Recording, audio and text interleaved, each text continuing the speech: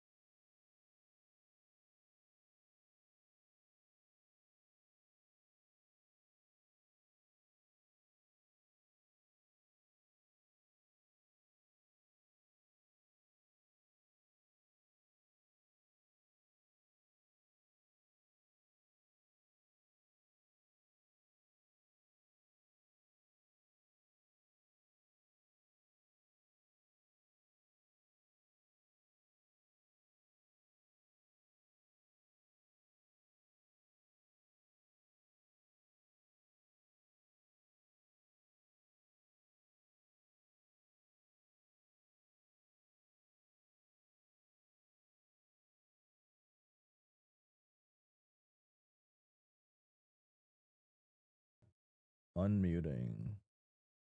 Hello, I'm here. Back to reading this. Um. Hmm. I'm sorry. Sorry for what?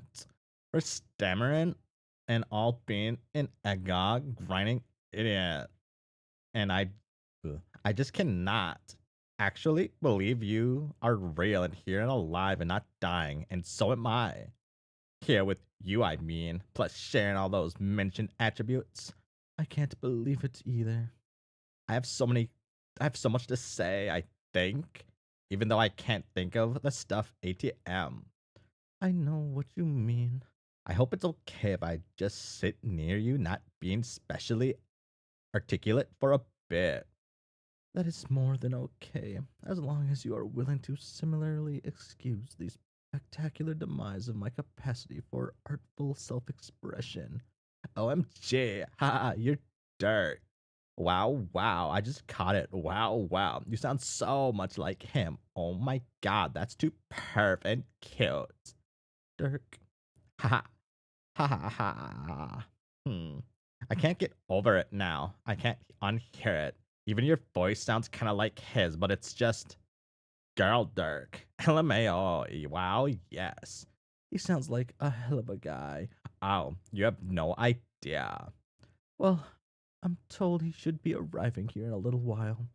If he's anything like Dave's late older brother, and if he's anything like me, which he apparently is, then this is when I'm guessing the real party will begin.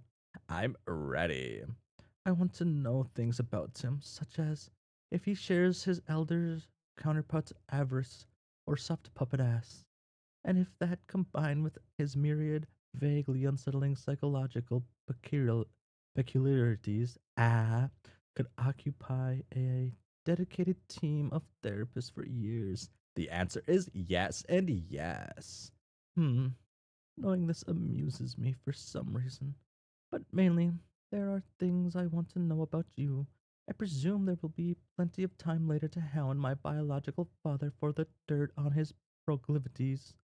What? What do you want to know about me? Everything. I think the main difficulty in deciding what to ask is in sifting questions I would have for my mother. That is to say, the woman who raised me from the question I have for you. Well, I didn't raise you or anything, but I can sincerely take a crack at both kind of questions. Okay. Do you really like wizards? Rose? Yes. Ro- Rose. Rose. I fucking love wizards. I see. As odd as it sounds, that actually does go pretty far in letting me know something about both of you. Ow. My relationship with her was complicated, but I've come to see that as mostly my fault. I was too young to understand. I never even got the chance to misunderstand my mom or grown up you. Or, I mean, I didn't get to misunderstand her in person, more like as a legendary figure, because I grew up 400 years after she died. Ah, right. I think I'm going to have to call the contest early. Yours is the more interesting biography by quite a lot. Not really. Not not to me at least. I was lonely. I thought about her a lot to pass the time. She was pretty amazing at the least, according to history. She wrote hella books about wizards and rode a genocidal fat man down a waterfall of blood. She wrote hella books about wizards? Yeah. They were famous and good in everything. It sounds like I fumbled into the wrong line of work. There's no money in suburb business. Well, there is. It comes in incredibly stupid denominations which are not particularly useful. Do you have copies of these books? Yes, I do. There are copies back on my planet. Assuming John didn't retcon them away like a book thieving snake.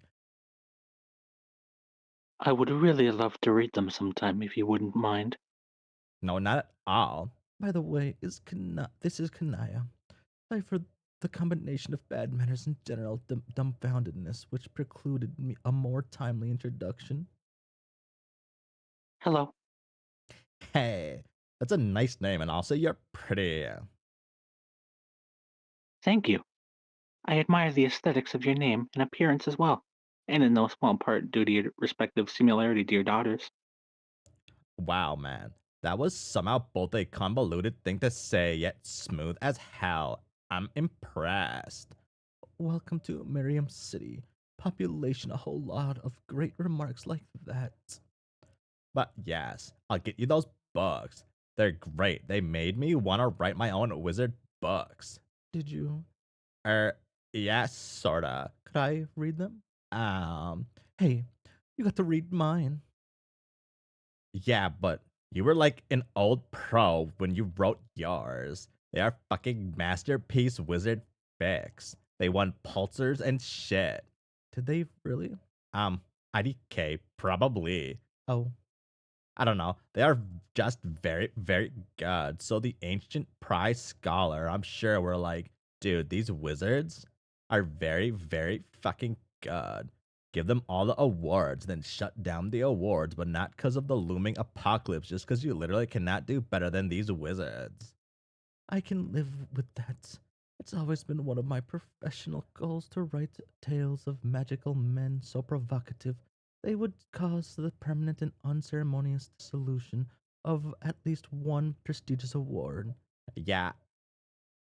So yeah, I don't know. I guess you could see, but it's pale ghost of a story compared to your stuff, and it's also kind of weird. I like weird. Yeah, just your opinion means a lot to me, and I'm nervous. You might think it sucks. But I never even wrote the masterpiece you read. I think you may have a view of my abilities which I haven't earned yet. Really, I'm not that good. I have my own story drafts which you can read if you like. They're nothing special, frankly. Oh, really? Ah, man. Okay, then.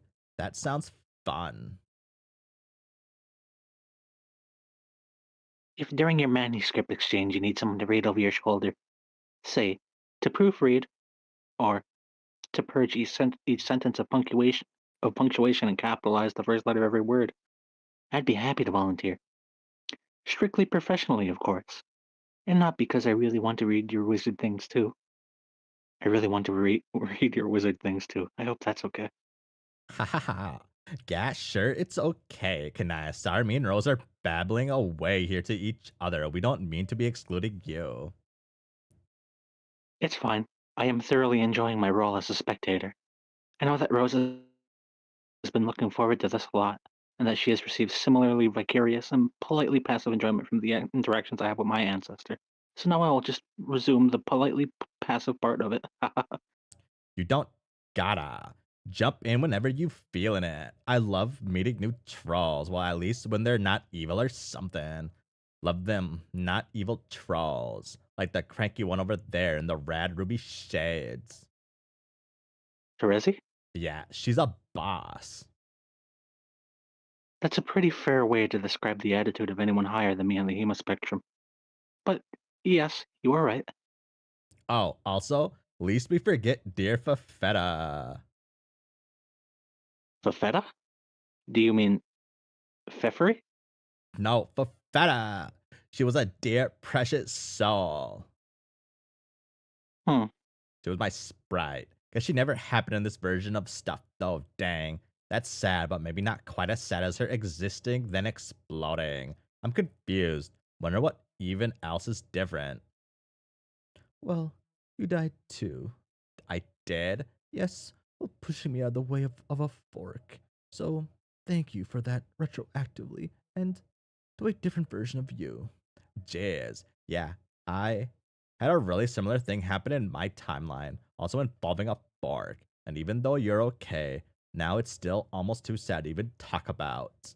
Yeah, we didn't get to exchange even a single word before you were gone. All I could think was, how can this be happening again? Luckily, the sense of misery was short lived, though. It wasn't long before I was informed the incident. The incident was part of something bigger than taking shape. And that John was on his way in a different version of you. Ugh. I had no idea what a different version actually entailed, but I wasn't about to quibble. I was so relieved. Same. Although, instead of waiting for you to come back, I had to jump through all these hoops with John and went through some different stuff. I uh I may have thrown an impromptu funeral for your alt you dead body. You did. Yeah. Sorry if that sounds weird. And I knew I was coming to meet a new version of you, but it helped me with like feelings about people I left behind. Of a funeral?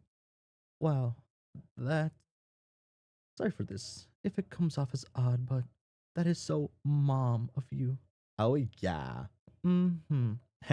I like your mom. Me too. Oh shit, she says it. I don't I don't mean to be too analytical about getting to know you really. I guess comparisons are a little hard for me to avoid since the adult version of you played such a significant role in my life. So I can't help seeing the similarities when they are there, but also you are so clearly your own person, shaped by your own experiences, and that is the person I would prefer to get to know rather than a young avatar for the memory of a departed parent. Yet, this is the context which somewhat inescapably colors my perception of what you reveal. So while some observations are in the vein of predictable, charmingly so, mind you, others I regard as surprising. What about me is surprising? Well, you aren't. You don't quite seem like a person who. Er. I don't want to ask anything that would sound rude to you or spiteful to her, because I don't feel that complicated about this anymore. particularly since I had my own troubles with it. So it would be pretty hypocritical. Conflicted about what?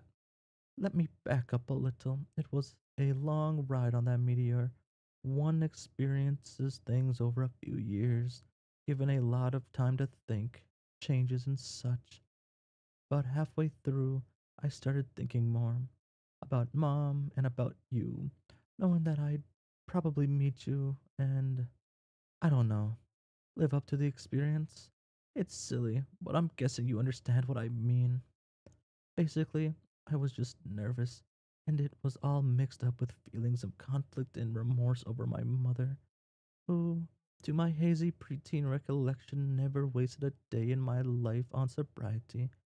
She and her habit put all of those days to quite effective use, actually. And I don't even quite remember the thought process that led to this, but I sort of ran with it too. The habit, I mean. For a while, at least, was still distraught about losing her and wanted to understand her, to connect with her in some way. And I guess that was the only idea I had. On some level, I think connecting with her was also a way of preparing myself to meet you, even though that probably makes no sense since you aren't literally her and don't share all her. I guess I shouldn't speak for you, though. So you're saying you're surprised I'm unlike her in that way because I don't seem like someone who'd get drunk off her ass all the time? Um, Well, I guess I should be flattered if you really think so, but wrong. so you. My story's kind of like yours. I had a mom I never knew and wanted to feel close to her however I could. I grew up mostly unsupervised in her old house, and it had all this old stuff in it, plus some old booze squirreled away in there. Squirrel here and there. Uh, and I just started up even though I was way too young for shit like that. Whoops. And like I said, it was a bit late on discipline around then. It's not like a bunch of silly pumpkin eaters were gonna stop me. Pumpkin eaters? Chest guys, loads of them. But yeah, I wanted to be like her and do what she did, but mostly just made a hot catastrophe of myself. I doubt it. I doubt that it. Ugh. I doubt that is what she wanted. At the time, it seemed like a cool thing a real intellectual and mysterious book celebrity would do, while also leading a badass and secretively subversive life in opposition of tyranny. But I think what is more likely is she knew the whole world would end and everyone would die no matter what she did, which was probably hard to live with. IDK, if I can blame the old lady for wanting to get a wee bit sauce after a couple of rapping clowns won a presidential election. Yeah, I. Wait, what? Clowns? Long story, bad story. Please continue. Okay, yes, I'm sure my mother knew the end was coming too. Knowing that helped put a lot of her behavior in context for me. I was always too young to understand. Poor moms. Poor adult dead sexy lady us. Truth. But anyway, back to us. Kid alive, sexy lady us. Yes.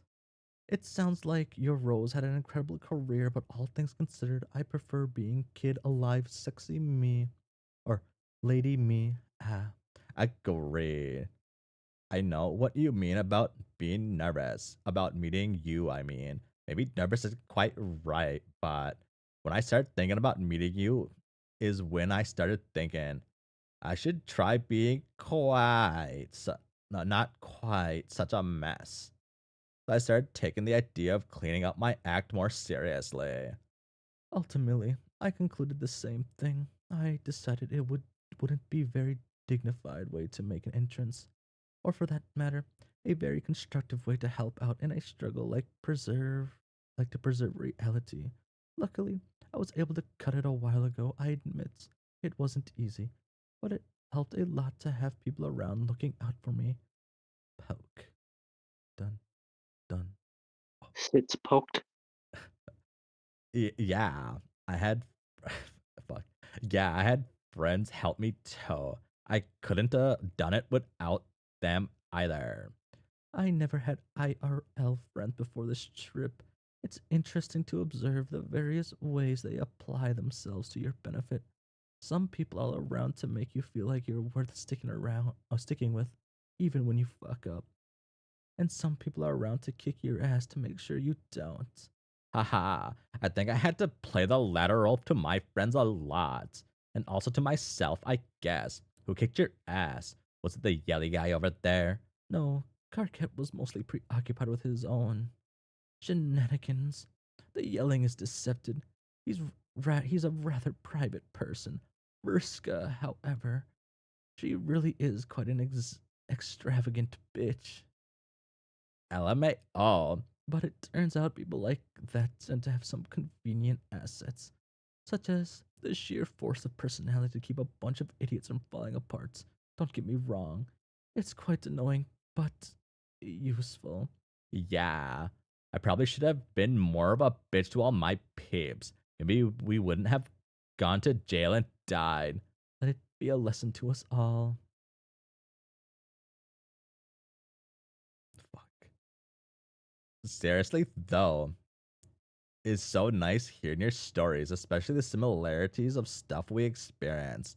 Wizards and writing and mom stuff and even bad things we went through. And obviously we're similar by DNA and all, but even so, it still feels comforting that even if you flip the universe upside down and change it all around, pull us apart by centuries, kill humans off, flood the world, we're still connected to each other in a mysterious way that goes beyond genes and circumstance. And that, I think, is some tight fucking noise to consider. I'm considering it right now, and yes, that noise is so tight. Okay, I guess I gotta do this. Um,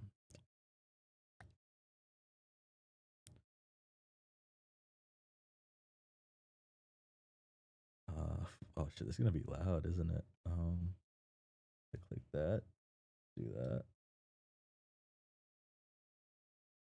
Wait, where does this one go? Get any stupider!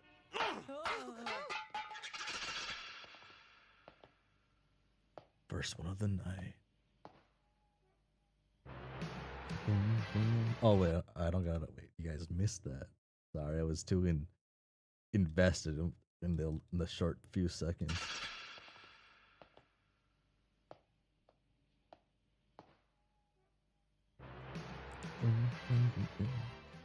You're a meshy.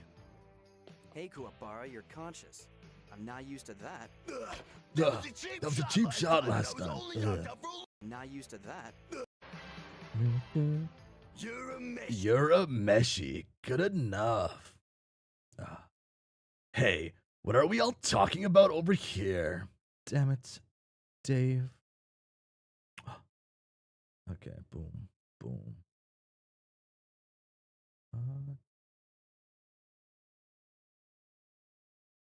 Okay, wait. Actually, I'll be right back. I'll be right.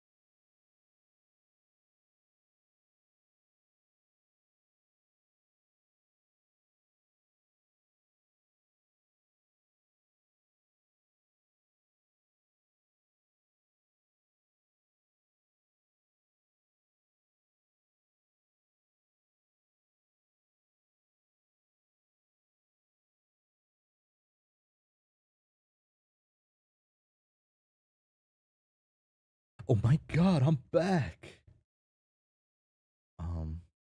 Okay, cool. Everything's unmuted. I thought I had stuff muted for a second. Have we done Jake and Tavros already? No, we have not. Not yet. And yes, we have done 1 and 2.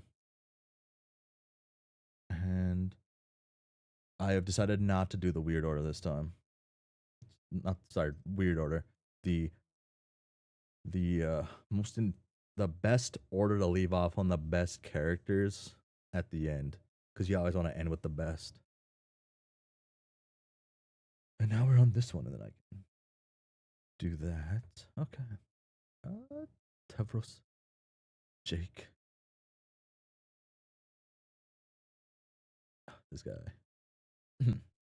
Tevros Sprite.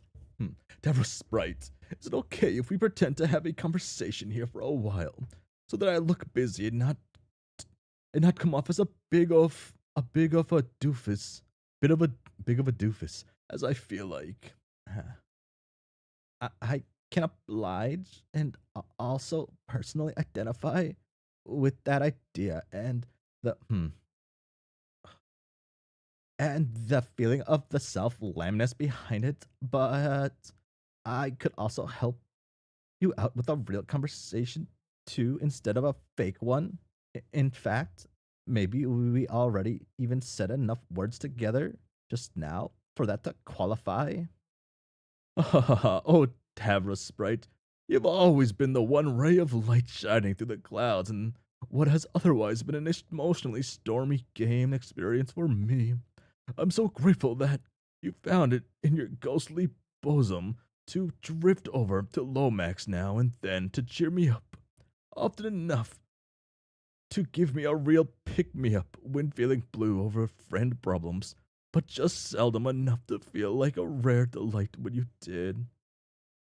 Yeah, I was under strict instructions from Vriska to not interfere with the timeline much for lots of months, so I didn't say hello often. She helped me be back alive, so I owed her that much on one hand.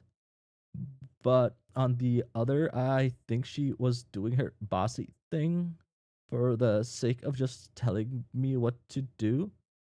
And I didn't see how just being friendly sometimes was even changing the timeline much, or what that idea even mattered, or why that idea even mattered, because it seemed most of all of you here never did much important stuff anyway. Ha ha ha. It's true. More tip top wisdom from that sage bull-headed noggin of yours. Why do you want to pretend talking, even though it's real, and look busy to your friends? I'm just not up to all this socialization yet. Maybe I never will be. I feel at ease talking to you, but all these others, I don't know. It feels really awkward, and I think I lost most of my prior bravado due to a lot of bad things that happened with my friends. What happened with them? I just messed up with everyone in a lot of ways I'm too embarrassed to even talk about. And now I just feel gushy about everything, I guess. Even polite conversation with fun new people I should be thrilled to meet. I couldn't even set things right with my buddies now if I wanted to. Jane is asleep, so I can't make amends with her after she became an angry robot and punched me in the gut and jailed me and threatened me with eternal marriage and baby making duties. I mean, sure, she was brainwashed when she did all that, but I'm sure I did some stuff to deserve it. Dirk is still way off somewhere, so I can't address that whole spicy meatball, which I still feel terrible about. And Roxy. Well, okay, Roxy's right there, but look at her. She's having a blast with all these actual people she actually really likes and who are probably actually likable. She probably wants nothing to do with me either, so I might as well do her the courtesy of leaving her alone. But isn't she waving at you and saying hello right now? Do almost certainly to overhearing you talking about her name? Hi, Jake. Oh, yeah. That would seem she is. Those are probably pity waves, though. I don't think that is true. I have been the getter almost exclusively of the pity versions of various deeds directed at me, and I think that's not what she's doing. Those are normal waves and hellos. You should probably do one of those things back to her. Hi, Jake. Jake, damn it, hi. Oh, sorry. Hi, Roxy. You're with us again, and I like that. Nice, bro. Keep working at behaviors of that sort. Your self-esteem will get bigger. I like that. Thunderations, what a fucking clod I am. I really need to keep a lower profile. Even basic pleasantries are a bit above my huckleberry for now. I get it. Self-esteem is probably the hardest emotion to master. It helps to have help. And I appreciate it, Mr. Tavra Sprite. Really, I do. No, I mean not for me. Do you have a fantasy phantom representing your self-esteem who you can look up to? A phantom? Because I did once and it helped me. Then he became real and really helped me, but not because of believing or anything. Just because of coincidence, he happened to be my ancestor. Boom. Well, yes, I suppose I have something like that. A brain goes to my friend Dirk, who visits me sometimes. I guess he represents my self-esteem, but I don't know how helpful he actually is. Why? Because of all the consternation that my relationship with real Dirk has cost me. He says all the right things to make me feel better about myself, but when he visits my brain, I never actually feel that comfortable or good about myself. I just feel kind of weird and truthfully spend most of the time hoping he just goes away, and he probably knows that too because he's my brain, and that makes me feel weirder. I see. Your brain is complicated then? I'm guessing it's because you're some sort of a genius? Really? Yes, absolutely. I have a sense for these things. Gosh. Maybe instead of listening to the upsetting words of a complicated brain ghost, what a brilliant mind like you needs is something simpler, like listening to nice and flattering words of a real friend. Maybe you're right. Not related to that, have I mentioned you're actually quite handsome for a human? Wow, you think so? Also, you have a dashing personality and seem pretty strong, and your very small pair of creamy looking pants are is really cool. Holy cow, you're right, Davros Sprite. These nice observations about me. Why, they really do seem to be making me feel at least infinitesimally better about myself. What a chum. This is only the beginning of feel good feelings you can force inside you, though the repetitive, repetitive, repet,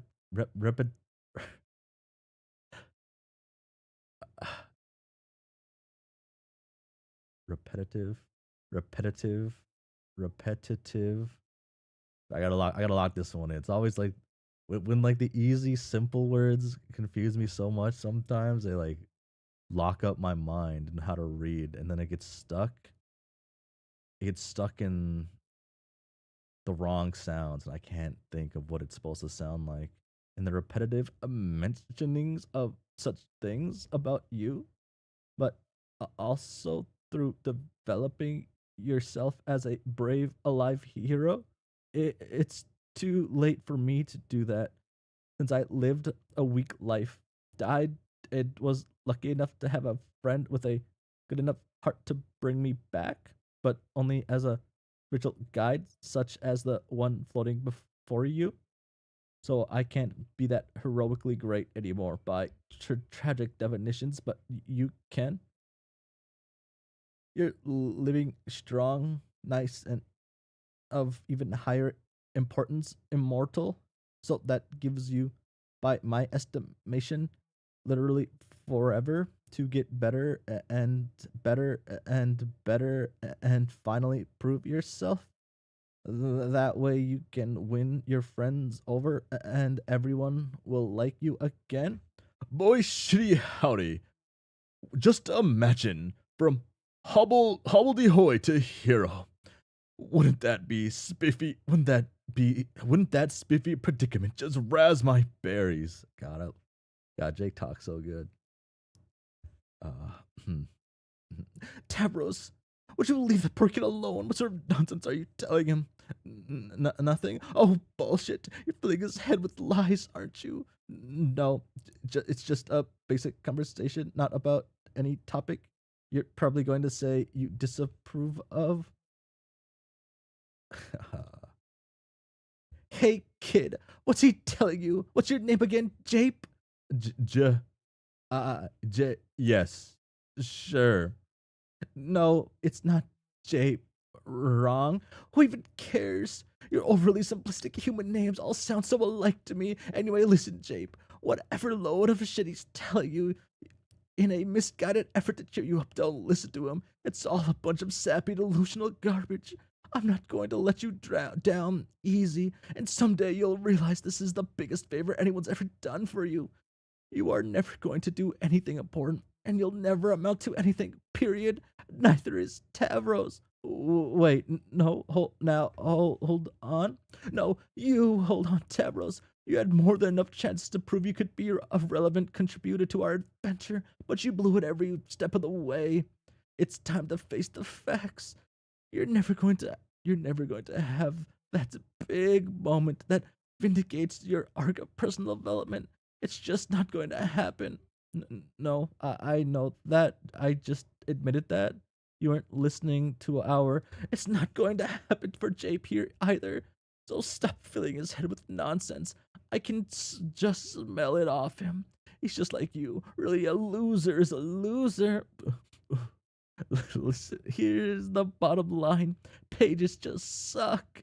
All of them do. They just can't ever seem to get it together. I think it just happens to be the class players get stuck with if they're naturally just that sort of person.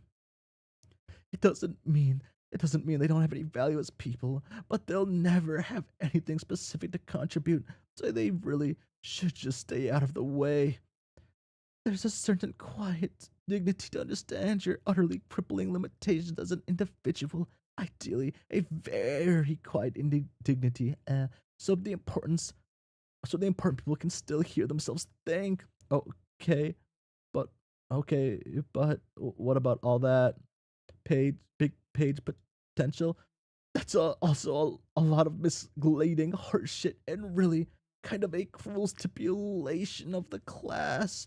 To be honest, I mean, Towers is right. Jake has been reached peak page hood. To be honest, it makes losers think they're actually some light at the end of the tunnel.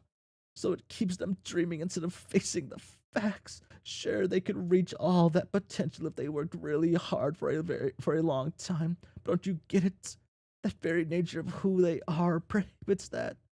They don't have what it takes to stick it out to the end because they're too weak mentally. So it's just a game playing a nasty joke on them, like dangling a carrot at the end of a ridiculously long stick. Only an asshole would knowingly play along with such a vicious hoax. No, any form of friendship encouragement, no matter what, is universally great. I think we all learned this as fact from lots of things we see and enjoy in stories and stuff. Oh my fucking god. No. Davros Sprite Cheese. She's right. She's right. Vriska, look what you did. You made my friend Jape sad. Don't listen to her and come here, buddy, for a reassuring embrace. Davros, don't you fucking touch him. You remember, you've only been prototyped once. Do you really want to fuse into an eternal monstrosity with that weenie? God, what a weenie singularity that would be. Maybe I would stand back and let it happen. For science, also, it would serve you right. Oh, yeah. Well, get a load of this. Actually, no, you're right. Of course, I won't hug him because that sounds really, really bad. Sorry, Jay. Damn, he's cooked. He's cooked. Oh, wait, hold on. I gotta do something. I gotta do something.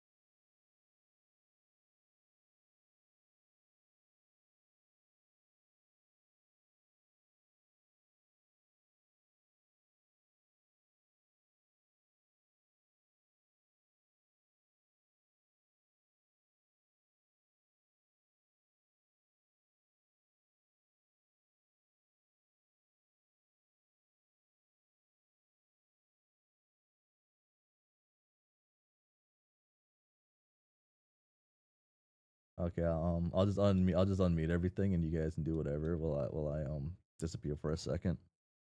All Oh, we right. actually are. Are we supposed to mimic the jingling key sound?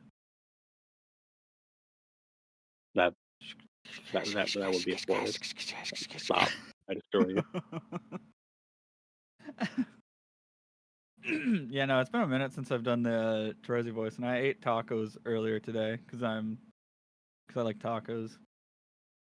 Is that like does that impact Yeah. your voice? I also drank a ton of beer yesterday, so I'm like massively dehydrated. Your liquids. Yeah, it's you get used to it. You need to liquefy yourself. That's pretty Get your good. It's pretty good. get your levels back up. Get your levels back up is crazy. Okay. I fucked with Terezi risk. What's going on? What was said? Nothing was said. It's okay. Did they just say that, or Nothing. did you tell them like one of my opinions? No, what? Whoa, whoa. You mean you just tattled on yourself, but that's okay. I mean, like it's not like that's a secret. I think I've said it once or twice. Uh. Wow. Nothing. Uh. Okay, cool. Everything's lined up well. Okay. Whenever you're ready, Mr. Gerbose. Of course. Give me 1 second.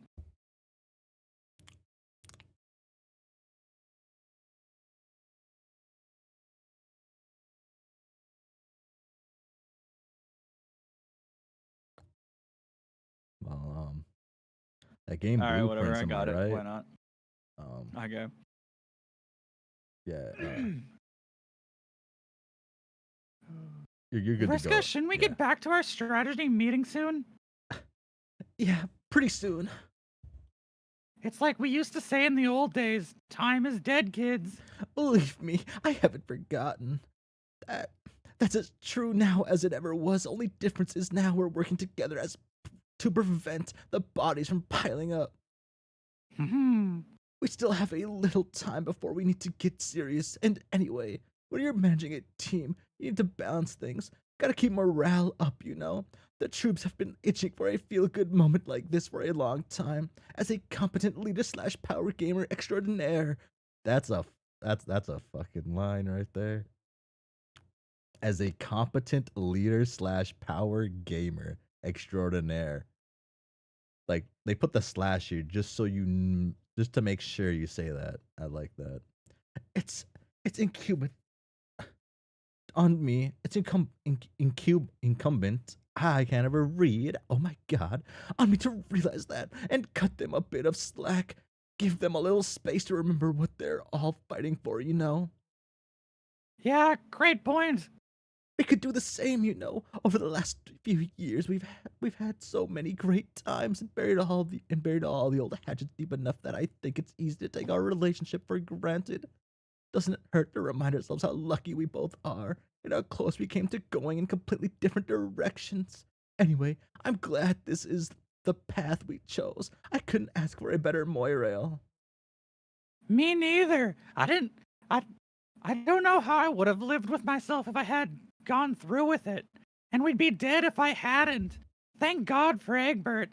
Never, never, never tell him I said this, but for door keys, Hmm. let's just say you did a great job training him once upon a time. Hey, so did you? Some version of yourself was badass enough to write down all those instructions in her own blood just before she died. Sounds like a real hero to me. Sometimes I wonder what things would be like if we'd never had our falling outs. It was just a lot like this. Back in the old days, remember? Just hanging out, working together, not much drama except, I guess, for the occasional ethical debates on how our foes should be dealt with. What if it never spiraled out of control? If I never blinded you? If you never blew off my arm? What if you decided to send John back to change all that instead? I didn't write the instructions myself, but I'm sure I never considered it. Everything we went through back then made us stronger. It was something to put behind us, not erase. Something that was worth the effort. Yeah. Fuck. Okay, I'll read these. Shout, shout, blither, blah, blah, words, blah, blah, tactless, nincompoop, shout, ramble, straight, blah, blister, bemoan, blah, blah, gossip, hungry, lobotomy, hobbits, shout, yell, screech, holler, brainless, gushing, yammer, twats. Oh my god. What is he going, what is he going on about now? Sounds like he's yelling at Dave and John about something. So, John's been here all of 5 minutes, and he's already tripped Karkek's tirade siren. He's not actually angry, he's embarrassed about something. My ear is finely tuned to the all Vantrum nuances. Embarrassed about what? Think he might actually be bent out of shape over the fact that he's not the leader anymore? No way, it's something very personal. I wonder if it's John's been asking what the deal is with him and Dave. John was pretty nosy, if I recall. I think it's more likely Dave is just rambling sans filter again. Yeah, he does do that a lot, doesn't he? Hey, as long as we're swearing each other to secrecy on stuff, make absolutely sure they never know I said this, but he and Karkat are kind of adorable. In whatever quadrant that whole situation settled in, I don't know. It's none of my business, really. I just I just never would have guessed. Agreed. I guess we stuck to ourselves mostly, and Rose and Kanaya were all, So that left them and their cute mayor's sidekick to sort things out amongst each other. Without interference from a bunch of crazy fucked up girls, I'm happy for them. And for me too. If you hadn't been around, I have a feeling I would have gotten sucked into some weird bullshit with both of them. Sounds rough. Guess that's one more bullet dodged thanks to yours truly. Guess so, geek.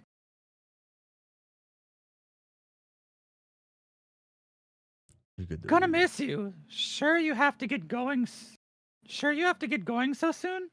Yeah, I really can't waste much more time. Just have to get all these goofballs squared away, then I'm off.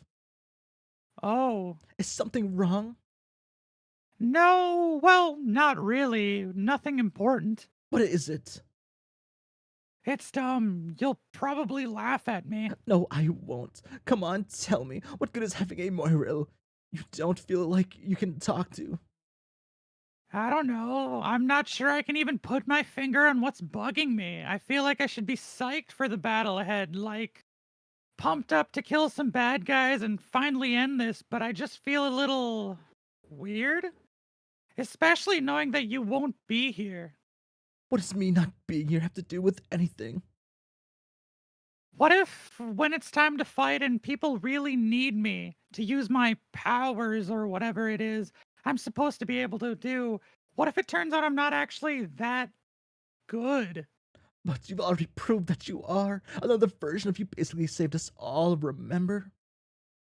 I know, but that was a different me who went through some things I never went through and probably figured out how to be awesome and heroic along the way. I never did any of that, and I certainly don't feel awesome and heroic yet. And this is probably sounds really dumb, but it kind of makes me feel guilty Guilty? Why? because she pretty much sacrificed herself to make things better, specifically better for me, I think. To let me lead a better life, presumably, to fix my problems, I guess, but I don't feel fixed. I actually kind of feel a weird sense of pressure to be the best version of myself. Like the most productive and heroic and well adjusted Teresian paradox space. But I'm definitely not that Teresi. Okay, you are being way too hard on yourself here. I really doubt that's what the other version of you intended. That's not even how shit works. People don't just get fixed. Even if circumstances change so you have a smoother ride, you are always going to have flaws. I guess you should always try to be the best version of yourself, but I think that it's also important to be okay with the fact that you aren't perfect. I've got flaws too. I mean, obviously, but I'm mostly okay with them. Wow, you don't say. Hey, shut up. I'm just trying to offer a little perspective here. Yeah, I know. You're right.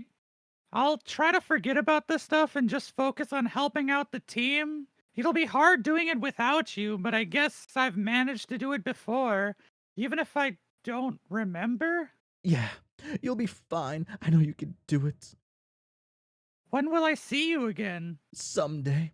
I'll do my best to shorten the wait for you as much as I can, using time travel or whatever nonsense I may have at my disposal. When all is said and done, I'll drop by Earth and look you up.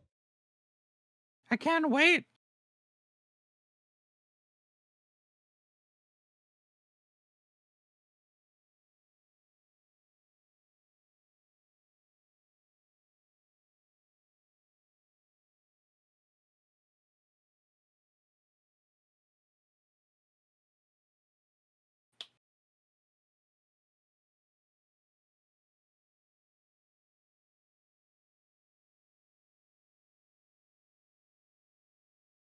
No. Hello. I coughed like really bad. OMG. Love how both Teresis kind of don't know how to deal with being a seer of mind. Wait. Oh, okay. I'm at Blither, babble, ramble, self-esteem, prattle, bramble, mumble, brave, alive, hero, mutter, blither, finally prove yourself, babble, babble. Tavros, would you leave that poor kid alone? What sort of nonsense are you telling him? Boom. Okay. Boom. Oh my gosh, I guess I can mute here. Dave, we're sort of in the middle of something here. You're a meshy in the middle of what? A series of heartfelt conversations of a personal nature.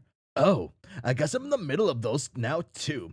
I'm feeling heartfelt as fuck. Somebody bone me up on the shit. One cannot simply be boned up on shit such as this. You had to be there. Come on. Wizards, problems, feelings. It was your standard tale of two estranged mutual mothers. Any questions? Yes, a lot. Okay, can you maybe sit over there for a while and write them all down? Cough, cough.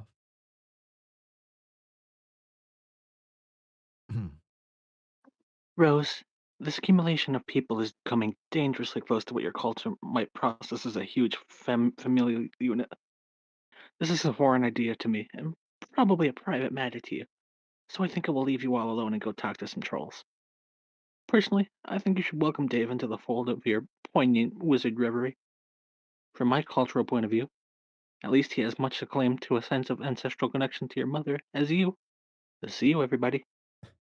Yeah, you're a meshy, yeah. Man, Kanai to the rescue with smart shit to say as usual.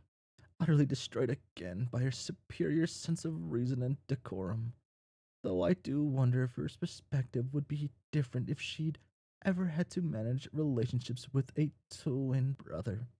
Okay, but who cares about that? So, Rose, it's our mom. Hey, mom. Hi. Hi. Well, not mom. Your actual name isn't of that, I guess. Roxy, I think. You think right. Mom's okay too, though. I don't know. That might be weird. Calling you that all the time. Rose, would that be weird? It would probably get a little weird. So, mom, I'm just going to jump right into the fucking frying pan here.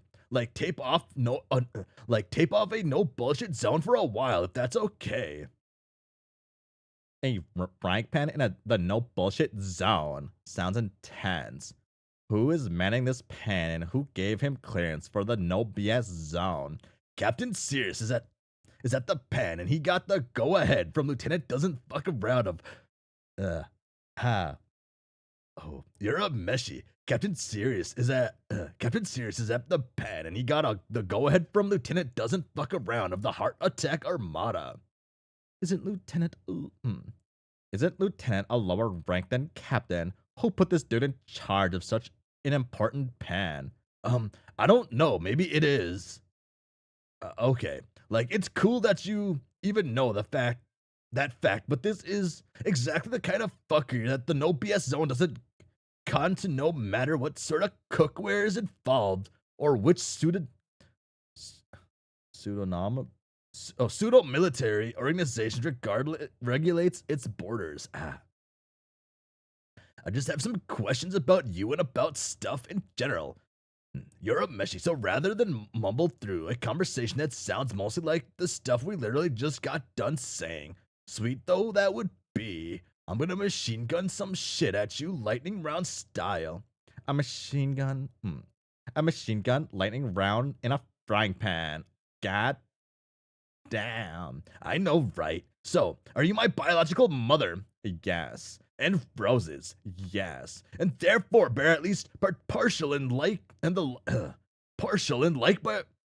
biologically incidental responsibility for why we are both so fucked up. Yes. But you yourself are a paradox clone. I guess. Which means you didn't have bio parents. You originated from yourself. Guess so. So you really don't have anyone to blame for who you are. So you really don't have anyone to blame for who you are except weirdly and paradoxically yourself. Yes. Dave. Wait, okay. Sorry if that sounded rude. I didn't mean it rudely. I mean, you did have a parental figure, so who you, I guess, modeled yourself after in a way, or were influenced by, I mean, an old version of Rose from a long time ago. Yes. And my bro was the same way, or your friend, I mean. Dirk. He was a paradox clone of himself, and he did kind of the same thing. Modeled himself after. Why don't we not talk about Dirk? You're a meshy. Can we change the subject? You brought him up. I know. Look, I bring up a lot of things, and then have to backtrack a lot of those things I bring up, because sometimes the thing I bring up are ill-advised to say or make people uncomfortable or make me uncomfortable. It's just a thing about me. Oh. Just had a thought. Do I get to do a lightning round at you next? I guess so. Depends on if you want to keep sitting in this goddamn pen. I don't know. Maybe our asses are getting too hot. Maybe you should speak for yourself, Dave. Shit. LOL. No, Mom, look. Roxy, I mean, it's like I was just saying. I just say things. It is just like this force of nature. No one can control or even try to, at least of all me. We just have to cross our fingers and hope for the best. And that my one-man verbal slapstick routine isn't too Freudian in nature, or at least not that often.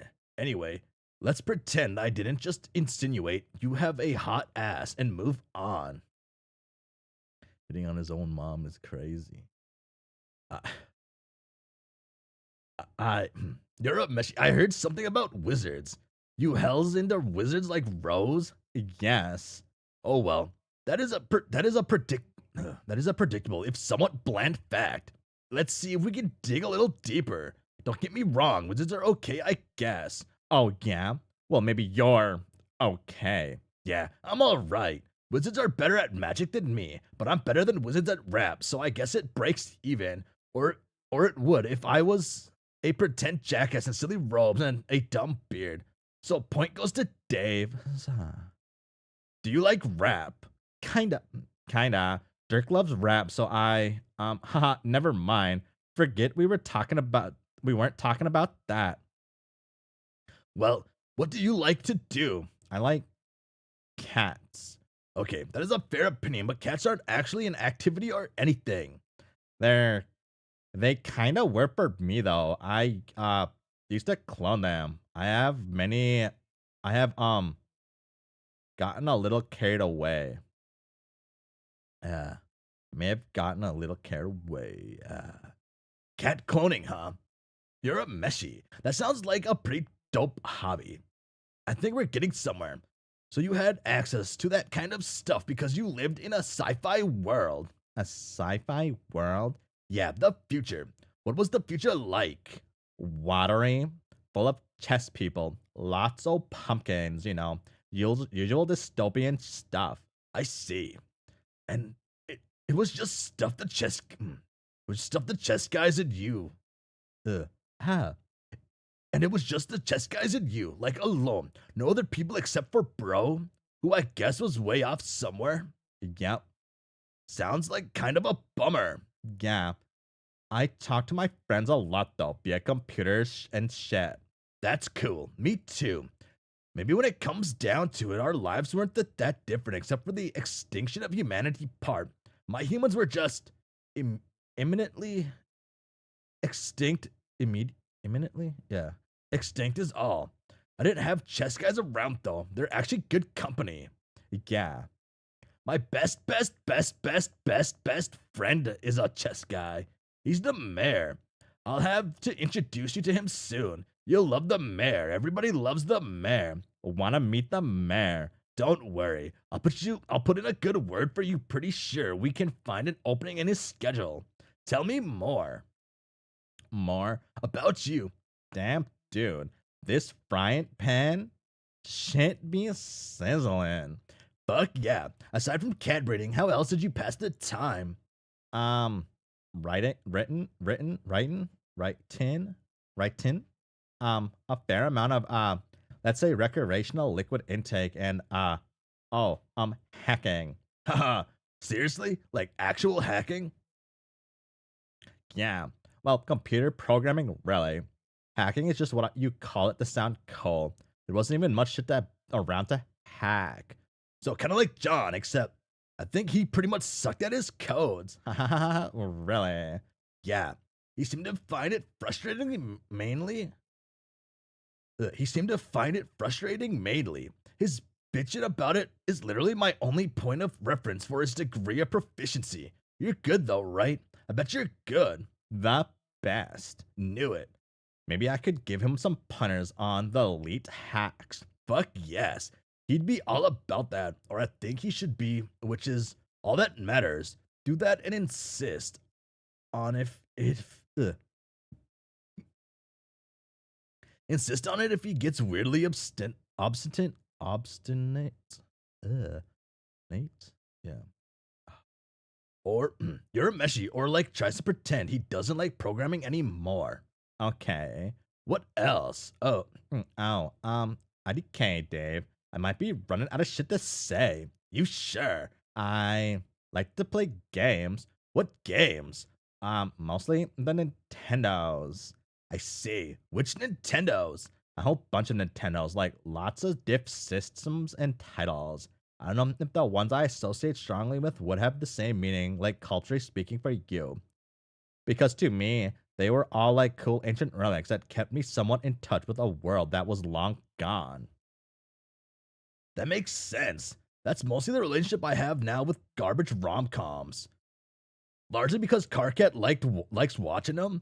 So these godforsaken flicks have helped me keep grounded in our dead civilization in a weird way. But games. I didn't have Nintendos. My bro had Xbox, so I played that sometimes. But he mostly had all these shitty skating games and like 20 different Tony Hawk titles. I would mainly just play them to fuck around, find like spectacular ways to crash and flop around like a douchey ragdoll, or figure out ways to get halfway stuck inside concrete fixtures and obstacles. And watch all these cool fratty bros twitch and flop at infinitum. Ugh. You're a Meshi, like struggling valiantly and earnestly forever against the shitty and deeply flawed physics of their confining virtual prison. I saw them as tragic figures. That sounds incredible to be Edge. Pretty much. Do you think you can play games? Do you think we can play games together sometime? Want to see your majestic skate bros in their element? Oh my dick, yes. Dave. What? Okay. I think it's my turn. Keep your ass in the pan, buddy. You're gonna get grilled. That's fair. Oh, Rose, please don't think I'm excluding you. Jump into the convo anytime, okay? Meh, she's fine. I'm perfectly happy serving as a spectator and occasional officiator of this conversation. It's quite entertaining to behold, really. I love watching how different personalities collide with each other upon meeting. Neither of you is failing to disappoint. LMA, oh, God, is everybody in this family tree a psychoanalyst? Yo, you're a Meshi, yo. That's been like her exact top preoccupation since she was a fucking baby. Didn't she tell you? No. But yeah, makes sense. But like, you're all Mr. Funny Interrogation right now. Rose is quite possibly a literal therapist in training, I guess. And Dirk is Dirk. Just makes you think is all. We're all fucked up. The end. So, what you want to know, Mom? Rocks. Here comes the lightning. You got to imagine it's coming out of my fingertips. Wherein I am an almighty wizard. Alright, I got it locked in. Okay. Okay, currently imagining that. Not bad. Not bad at all. What is your favorite rap guy? That is a dead tie between me and Snoop. Also, maybe Obama, but to be fair, I don't think he raps IRL. That is mainly just a headcanon I have about him. But come on, you weren't actually curious about that, were you? I'm trying to think of stuff to ask. Jeez, give me a sec. Okay. How did you become a god there? Rose and I went on a suicide mission, piloting a moon through the furthest ring. The moon had a cosmic mega nuclear bomb in its core, but also our quest beds by surprise. When it blew up, it created literally the biggest fucking sun in existence, which also happens to be the exact same sun we thought we were going out there to destroy. But we also died and resurrected as god tiers, and I guess due to immortality, Rose grew up through the surface of the fucking sun and glowing green and wearing pajamas and shit. Holy crap. That is ridiculous, insane, and cool. And so much more awesome than what happened to us. Wow. Why? How did it happen? How did you do it? God, it's almost embarrassing to even describe, especially compared to that. Go on. We all had a hangover for magic candy and woke up on our god slabs and like talked for a while. Have you ever seen The Breakfast Club? No. Okay, well, it was like that, but probably shittier. Then we all sort of randomly died on accident due to surprise villain attacks. That sounds all right. Who even cares about having a baller origin story? We were just some chumps on a moon, being melodramatic and in the process of getting chumped by an omniscient creep. Your outfit looks cool at least. Thanks. Okay then. Next. Have you ever kissed anybody? What? Man, these questions, are you talking on a different tenor than the ones I asked you? Well, Okay, I was kissed by Jade when I was dead, so I would come back to life. That was like right before the moon mission I mentioned. oh yeah. I was corpse smooched once too. By who? Hey, it's still my lightning round. I was asking you if you ever kissed somebody. I'm awake and alive on purpose. Man, we're waiting, Dave. Hey, I thought you were just studying us. I'm also officiating. I'll have to hold you to the question or throw a flag. Remember the sports? My, how quickly we forget the sports. No, come on. I just asked you about Nintendo and shit. Haha. Okay, haha. Do you like drawing? Yes. Comics? Yes. Funny comics? Fuck yes. About fat ass idiots and JPEG trash loss everywhere? Fuck fucking yes. Okay, I'm gonna admit, I have you at a little disadvantage since I know some things about your alt future grown up self. Like what? Don't want to spoil it. There's a better time for that conversation, maybe a better person to have it with than me. Do you like orange soda? No. No. Hell no. Then what's your poison? AJ. Huh? Apple juice. That's fucking cute. Pretty much. Have you ever been in love? God damn it. God damn it. Fuck, apple juice is pretty good. But he doesn't like orange juice actually. Fuck. This is the lightning round, Dave. We didn't make the rules anyway. I'm ready to blow my referee sport whistle if you don't answer before the commercially endorsed game clock expires. You're a meshy. I think the lightning round's over. Why don't we have a distraction to seal a deal? Hey, Mom. I think Harley Dad over there is talking about you. Jake. Yeah, I think you're right. Gotta go catch up with him soon. I'll wave hello for now. I don't think he's noticing. Damn it, Jake, look over here, you goof. Gonna start a fire here with all this friendly waving. Nope, he's completely out to lunch. Just like all the Harley birds. Hi, Jake, damn it. Oh, Jake, damn it, hi. Oh, sorry. Hi, Roxy. You're with us again, and I like that. That's it? He's right back at it with that bull guy. What's with him? He reminds me a lot of John, but really quiet, which is very un-Johnish. Jake's great, but yeah, he's not like that all the time.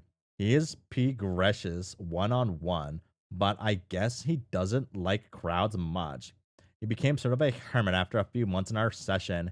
He mainly hung out with Dirk until he eventually sort of shut him out too. Dude just likes his lonesome time, I guess. I'll try to get to know him sometime. Maybe trap him like a shy woodland creature, then brutally Harangu? Fuck, I know this word, but I don't, I guess.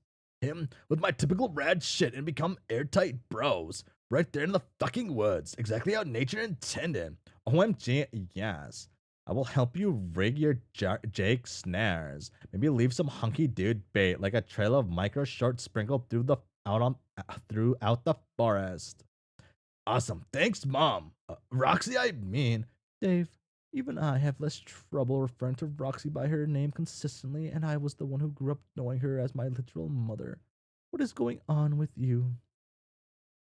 Nothing. It's just semi-accidental replacing a word with another word in the majority of instances.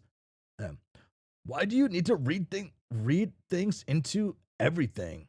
You're right. How could anyone possibly read anything into that sort of repeated slip-up? Exactly. What if you're making her uncomfortable? It's fine, really. I think it's sort of endearing. See, Rose, y'all worrying about nothing as usual. Mom's fine with it. Moxie. Snort. I mean, Rami. Mommy. Wait. Fuck. Okay, that one was fucked up. Let's make sure I never fucking say that again. I'm dying here. Dave, stop it. I'm sophisticated. Sophisticated? I can't. It's like I was saying before, this is a force of nature. We all gotta just deal with Strider's blurt skipades.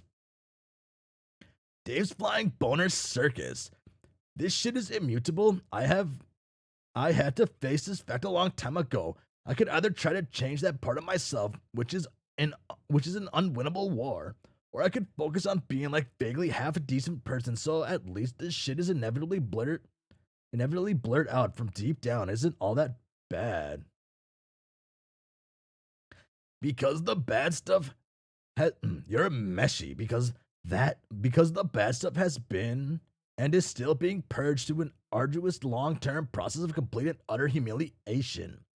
Man, arduous long-term processes of complete and utter humiliation are basically my aesthetic. Anyway, you are a silly dude, and it's okay if you keep calling me mom on accident. I hope it is similarly okay with you if I make the conscious decision to refrain from calling you that ever. Unlike Dave, I've taken great pride in meticulous maintenance of my internal filter. I don't think I have the same luxury he does. Humiliation just makes my demons angrier. Yeah, Rose, call me whatever. LMAO, you got a way of making that sound legit scary. It's fucked up that she jokes, but also not even really. You'll figure out how to crack her deadpan riddles. There's an art to it. You guys, and your friggin' psychobabble. It's alright. Still feeling like maybe I'm the weak link in this family tree on the analytical front. No need to step up my game. To be fair, Dave's game is pretty flimsy. He has been jacking my swagger for years. He only pulls it off because he's funny. And to be even fairer, I'm not actually much of a psychoanalyst.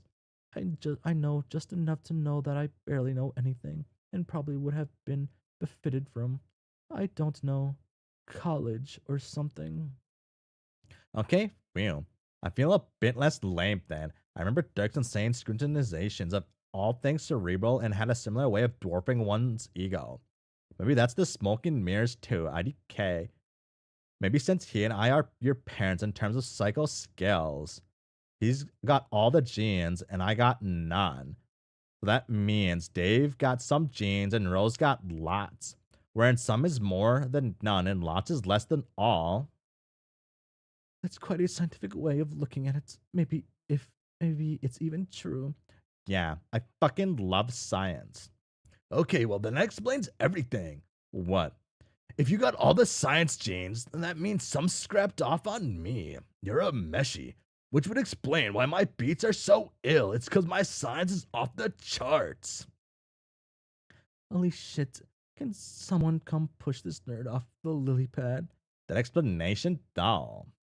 Cringe-worthy rap notwithstanding, I do recall hearing him babble about wanting to be a scientist on more than one occasion if the world hadn't ended. What was it? Archaeology? Paleontology? Yeah, I don't know. One of those things, whichever involved more dead shit, maybe. Paleontology, you want to study that? I sincerely mumbled about the idea once or twice, sure. Damn, he really does like fucking Night at the Museum. So.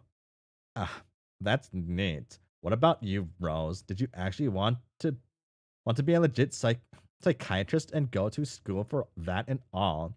I don't recall my thoughts on higher education. My passion for the subject, I think, was more a contrivance of a very young girl with a misplaced conviction in her abilities. I probably thought I could just figure it all out myself and skip the academic coordination. I don't think much about it anymore. Possibly because there's no one left to analyze except for the modest population of this frog disk. What would you want to what would you want to do with your life instead? I mean, assuming there were more evildoers to worry about. I don't know. What is there even to consider doing with godhood but concern oneself with evildoers? What, what about what about your quest? The shit with your planets and the rain and stuff. Wasn't there still something to do there? I guess so. Yeah, I did mine, or at least a version of it specific to my situation. I get the feeling they changed around and such depending on what the lay of the land is. My reality was fucked, so my Edison just kind of rerouted me. Nothing too fancy. Yeah, exactly. I did this really stilted, like, mashup of what I assume my real quest was. Like, involving breaking a sword and unbreaking a sword and a fucking bird, and was involved, and also the bird unceremoniously died somewhere. It was kind of a mess, like me, I guess. So maybe that made sense. Who knows what yours would have in store for you now, I mean, if you even wanted to bother. I'm not sure if I have the inclination, and realistically, there is not even much time for that, is there? We're supposed to be fighting adversaries imminently. I cannot squeeze it in before the battle, and after we'll have supposedly won, so what would even be the point of doing it then? Shrug. Something always rubbed me the wrong way about my quest. I don't even like the phrase. It's uncomfortably formal and a little foreboding. I think the regimentation of it all's always struck me as unpalatable, like consigning personal growth to the completion of a glorified myth-heavy rat maze. Yeah, I know why you feel that way. You've got a big problem with authority. You always have you, you always have, and you probably wouldn't even put it that way because it sounds really teen of you and gosh or whatever. But it's true. OMG, you guys and your shrink babble. It is so funny, I swear to God. Yeah, here we go again, right? You're a meshy. You're a meshy, except just remember, I'm a fraud at this stuff, except in the particular case, I'm totally right. She sees this quest all neatly laid out for her wrapped in a bow. Fuck, it even looks like it's made for little kids with like pink turtles and rainbows and shit. Like, here you go, princess, it's baby's first quest, almost like it was designed to piss her off. Suburb says here, self-improvement delineated and made comprehensible. Enjoy your cookie cutter odyssey. So because she's Rose, she goes, no, fuck my quest. Literally starts wrecking shit, and maybe that itself was always her quest. If I may interject, oh, awesome, Vriska was eavesdropping, not for very long. I just heard you talking about Rose's quest is all. I don't have any opinion on whether you do it or not, Rose. That is your business. But my advice is, if you see your Dedison, just make sure you kill her fast. What? Believe me, Cetus is a huge bitch. If you give her an inch, she'll try to sucker you into a whole boring conversation, mostly involving a bunch of curmudgeonly riddles. Don't give her the chance. Just go for the jugular and end it as soon as you can. Grab her loot and call it a day. That's what I think, at least, assuming you bothered going to see her at all. Couldn't really blame you if you didn't, though. I probably won't. Well,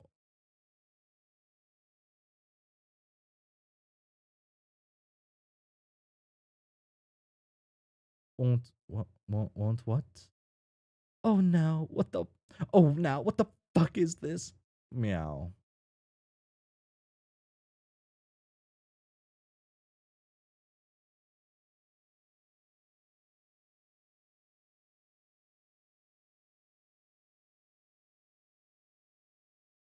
That's all.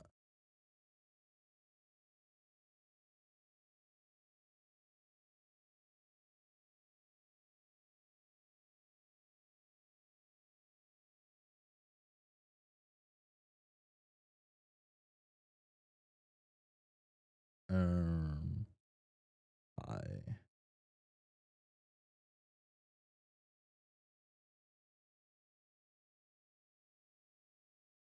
I wonder if she acts compared to like Jade's, right? Like genuinely, like with certain thoughts. Friglish. Oh my god, you cheeky bastard. OMG. What the? What exactly the fuck? Friglish, I cannot believe this. You dug up her body. Jasper Sprite. OMG, that is so bad. But also sweet of you to bring her back. But also, wow, bad. Wait, dug up? I'm a little unclear on that myself. Jasper's hasn't been especially descriptive. Me? Meow. Yes, both rows. I dug you up. From where? John's planet. Remember the funeral I mentioned? Friglish was there too. Or, Jasper's? Our dumb, departed, beautiful idiot cat. Haha. I guess I made a novice mistake. I turned my back on the body. You had a funeral for me. That was nice of you. Yeah, so, hi. Wow, haha. This is so confusing. Welcome back. You're alive again. Hey, come here. That's a lot of rows.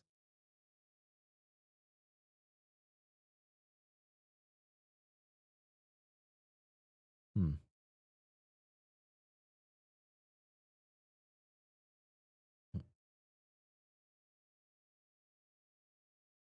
Yeah, so, hi. Wow, haha. This is confusing. Welcome back. You're alive again. Hey, come here. Lalon, don't you fucking touch her.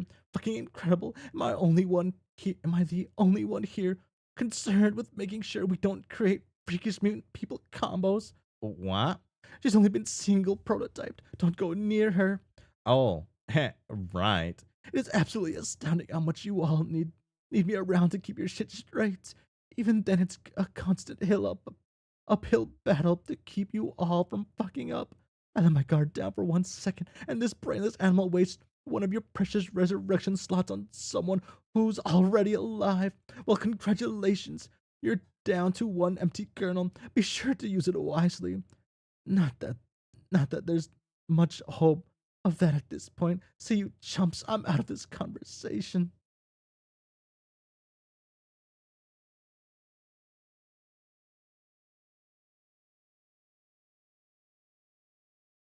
Fucking scary.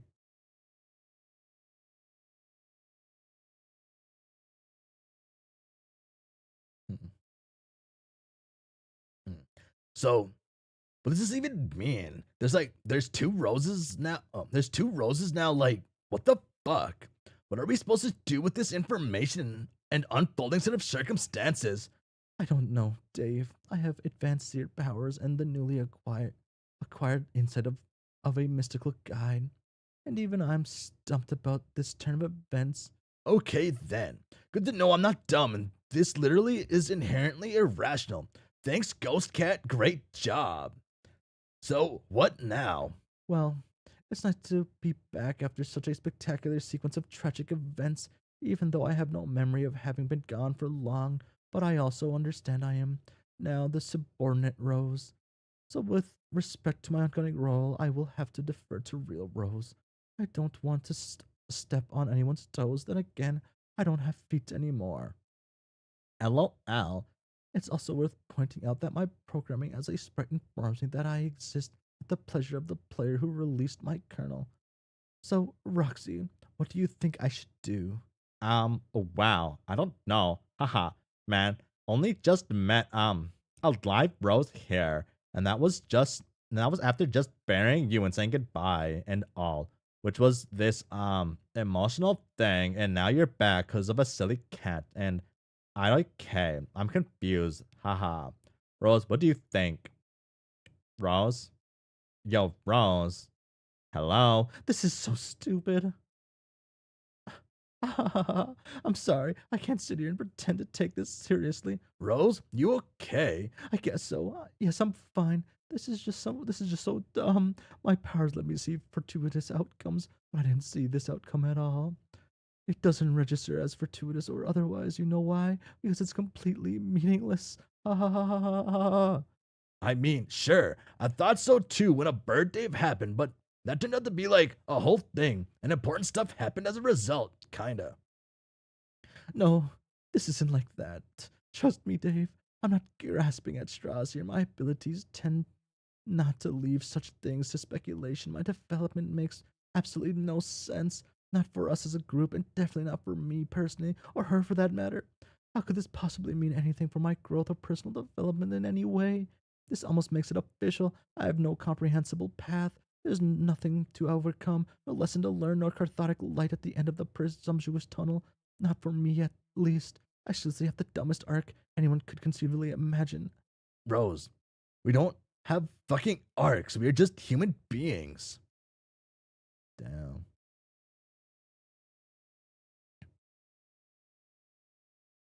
Boom. Oh. Hmm. Hmm. Rose has an arc confirmed. What? I get. Yeah, that is confirmed actually. Yeah. It might be dumb. How? How's it going over there? I told them I would leave them alone and go talk to some trolls. I guess this troll over here will have to do. Happy to be of service. Man, look at them.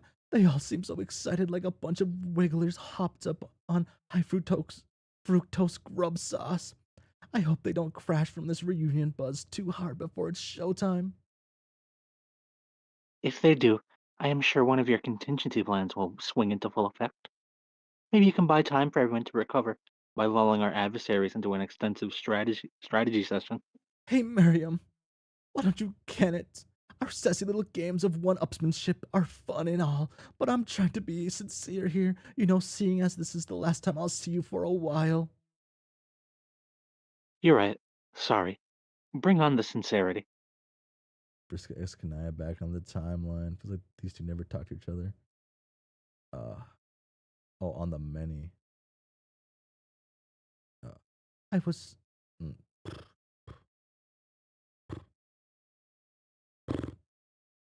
I was saying about the humans. They seem so happy. I mean, look, Rose. No offense, but most of the time she's kind of a pill. Oh, None taken. And me too, probably. good point. But I don't think I've ever seen her like that. By which I mean making no discernible effort whatsoever to disguise the fact that she's happy. Well, okay, maybe there were a couple times. Is that in reference to how you flagrant? Is that in? Is that in reference to how you like to fragrantly spy on us sometimes? I don't spy on you. That is such an unfair characterization. Would you, would would you can it with that shit already? I'll never understand your ongoing and apparently unironic use of the phrase "can it," and in particular, why you always seem to direct this expression to me and seemingly no one else. I just think it is such a peculiar and amusing way to tell someone to be quiet. What? Why? No, that's a normal way of putting it. I mean, it's a pretty normal thing to say, right? When you want someone to pipe down. Pipe down isn't even much better. It's just a funny thing to say, and the fact you don't realize it makes it funnier. I think the underlying explanation is that you are just funnier than you realize or try to be. It is something to like about you. I guess I'll have to accept your sass as a compliment then. And no, I don't spy on you. I just check in with you sometimes to see how you're doing. Okay, if that's how you want to put it. You involve yourself in many private matters without even offering the pretense of doing otherwise. To think that at one point I was regarded as the meddlesome one. Look, it just so happens that I care very deeply for all my friends and wanted to make sure they're doing all right on somewhat regular basis. Is that a crime? In some societies, violating the privacy of others in certain ways, yes, I believe so. I understand your motives though. And really, this is just me giving you a hard time. And I forgot why everyone treats their romantic affairs so private. What's the big deal? So you like to do some smooching and stuff with another person? Maybe get over yourself. Karkat is the worst offender. You'd think he was charged with guarding state secrets. Newsflash, buddy. Nobody gives a fuck. It sounds like you very much give a fuck, though. Hey, why don't you can it? I mean, cut me some slack. I don't hold anyone to standards I don't hold myself to. I'm very open about my relationships, my allegiance with Terezi. Poof, ask me anything. I have nothing to hide. We'll throw our diamonds up in your face like we're making a getaway. We don't even give a fuck if you can't take the stench. Then get out of the meal block. Same with the Ashen liaisons I've been involved with over the years. What's the big deal?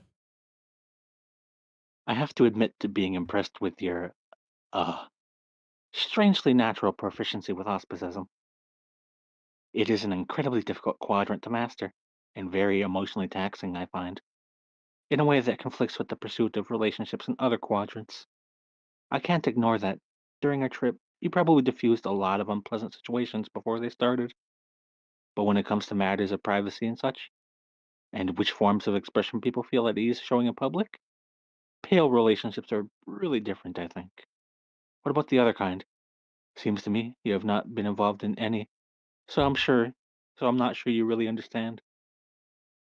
I just don't have the time for anything like that in my life right now. Red and black relationships are so absorbing. I have a strong pale relationship, which is very important to me, but that's about all I can handle. Maybe later on, when the dust settles from this crazy adventure, I'll consider it. But for now, this is all I can deal with.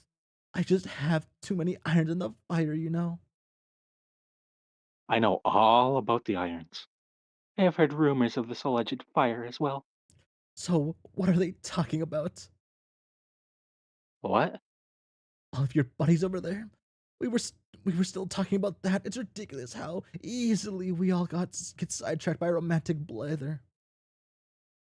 Oh, family stuff mainly. It's pretty fascinating, sociologically speaking, I mean. Their idea of families, the idea of siblings is strange enough. People who are genetically similar and grow up together, spending all that time with Dave and Rose, you start getting a sense for it. Like, the logic of it, how it must have shaped Earth's society, but also how its inherent ridiculousness. Sharing a residence with your near clone while growing up, so preposterous. But then you add the idea of parents, and suddenly it's complete madness. Our society was so individualistic, and all seems so normal and reasonable. I look over there and see two Lalons and the Strider, and there are a whole other Strider on the way, and a human family should strike me as not so much a social unit, so much as like an infestation. Yeah, well, I will say, an entire other Strider does sound like a bit much, on top of what is already quite a spectacle. Maybe we just don't get it. Of course we don't. That's my point. I mean, we have ancestors, but under normal circumstances, it's pretty much unheard of to imagine you'd ever get the chance to meet them. We had the unusual privilege of meeting most of ours, or at least certain versions of them. But that's still just one person lineage. It's really simple and comprehensible. Human lineage is just a huge clusterfuck if you ask me. There is a certain advantage to it, though. Their decentralized propagation makes it a lot more likely that their race will persist. The same cannot be said for ours. I still often wonder if we are the last of our kind. You're still doubtful about whether you can hatch a new mother grub? Yeah, more than doubtful, I'd say. You shouldn't lose faith. I'm not even the slightest bit worried about whether you can do it. When you get the chance, just brainstorm about it with the Lalans. They tend to be full of ideas. Anyway, try not to get down about it. I have a good feeling. Get down. Get down. Ah. Get down about what? A particular obligation I have yet to fulfill. I sense she possesses some intelligence on the matter she wishes to be cagey about. So I guess that part of the conversation has been concluded. Obligation? Friska, have you been dishing more dirt on our strategy before formally bringing our meeting back to order? Pretty sloppy leadership move, if you ask me. Karkat, it had nothing to do with your and Kanai's upcoming roles in this campaign. It was a more private matter pertaining to Kanai's broader significance to the future of our people. I will be very clearly spelling out the roles you and she will be playing momentarily. Me and she, as in like together. What the fuck are we supposed to be doing together? You'll find out. Great. I'm so glad. At this point, I only ever feel angst or even the slightest sense of agitation in my soul to the precise extent that I worry Vriska might not have all the fortunes completely mapped out already. I'm beginning to hyperventilate slightly less just thinking about it. Good to hear, Karkat.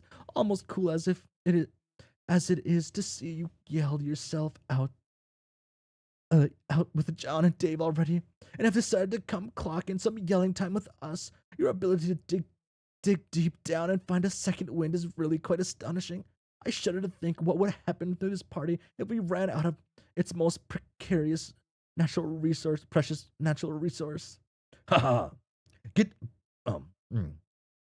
Burned, owned, devastated. What more is there to say? Nothing really, unless you want whatever pitiful tatters of your self-image you have left to get pissed on by God, Queen Circuit herself yet again.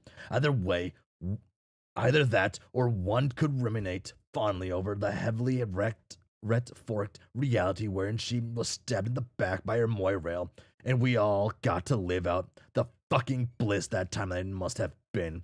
Just think about the peace and quiet we would have had on the meteor. It was probably more than worth the price of cannonballing ass first into some sort of massacre trap. Briska Skirkit, making the living envy of the hypothetical dead since whenever it was she started doing that. Way to stick the landing on that barb, genius. Yeah. I appreciate that you are really moseying over to arbitrarily drum up some utterly meaningless contention between us. But it's like I've said before many times, Karkat. I'm not interested. Ouch! Slaughtered again. Don't listen to her, Kanaya. It's like this running gag she does all the time to own me. What? It's this funny thing we do, or mainly she does, always implying that I've been spades crushing on her and getting shut down. It never stops being hilarious. First of all, as if she can prove anything. Second, if we are being totally fair here, more than a few times her snappy comebacks are arguably more tinged with that sort of eyebrow cocking hostility than anything I've ever said to her. Maybe makes one a little more suspicious, no? That maybe there's some projection going on here. Just saying. All right, Gargat, I'm going to leave you here to dig yourself into whatever embarrassing hole you seem intent on digging. I'm going to keep working the crowd a bit. As you know, a leader's job is never done. See you. Boom. Ah, that's a nice face. Bye. Maybe try acting a little more gracious in defeat next time. Just a little advice from one leader to another. She's gone. I think you needed to come up with that comeback a little faster. Yeah, damn. I think as a friend it would behoove me to confide somewhat about the realities of pursuing anything with her. Wait, what? Kanayam, you weren't taking that pathetic, jokey unrequiem. Blackdrum stuff. Unrequited Blackdrum stuff. Seriously, were you? Let's imagine that my attitude toward the joking or non-joking status of that is perfectly normal, while I just say these things. Aside from the fact that she literally just got finished telling me she wasn't interested in any non-pale relationships, I think that would be a blind alley regardless. I admit this from experience, and not without chagrined hesitation, but only frustration and heartbreak are down that road. Oh?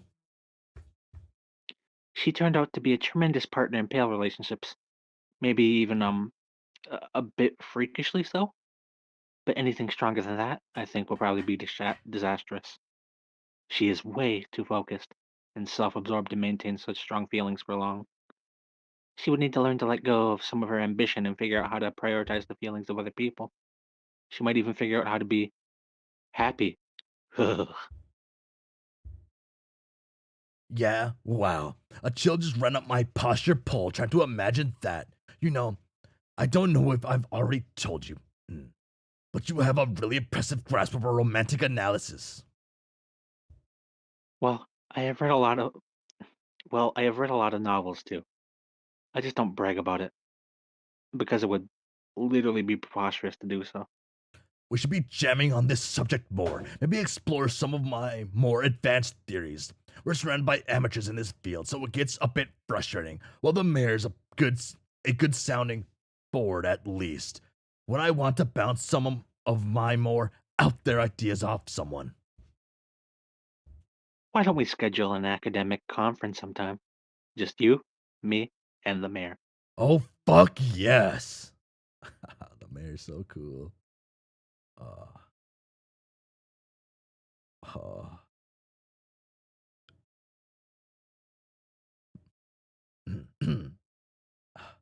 You're up meshy. Hey, am I interrupting anything? Hey Dave, no, Arceus and I were just exchanging some notes before I bring the meeting to order again. Okay. I just thought I would saunter over here. Things are getting pretty Lalonde heavy over there. It really is an awful lot of fucking Lalondes, isn't it? Two, two was okay, or actually cool, but this, yeah, time to see what's up over here. How is it going there, bro? Broquius Sprite. Nearly finished radically downgrading Crocker here. I then plan on mourning the complete restoration of her woeful inferiority with a moment of silent, subtle flexing. Okay, that was some weird stuff to say, but cool. So, you are some sort of freak, right? Yes. Okay, good to know. It's like talking to someone who's half my bro, but then not even really. The bro half is half AI or something, so maybe 1/4 bro. But then maybe even less because like alt universe considerations and also part sprites. I am notorious for being fucking sensational at mathematics.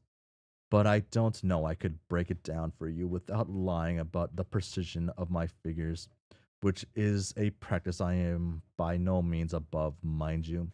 Yeah, the bottom line is I can tell you're just a really watered down version, or maybe sweated down. Why the fuck are you so sweaty? I'm not. I toweled off less than a minute ago. Oh god, Sir Dave. There's much we could talk about and wrote to waxing hard sentiments about our dubious shared fraternal past.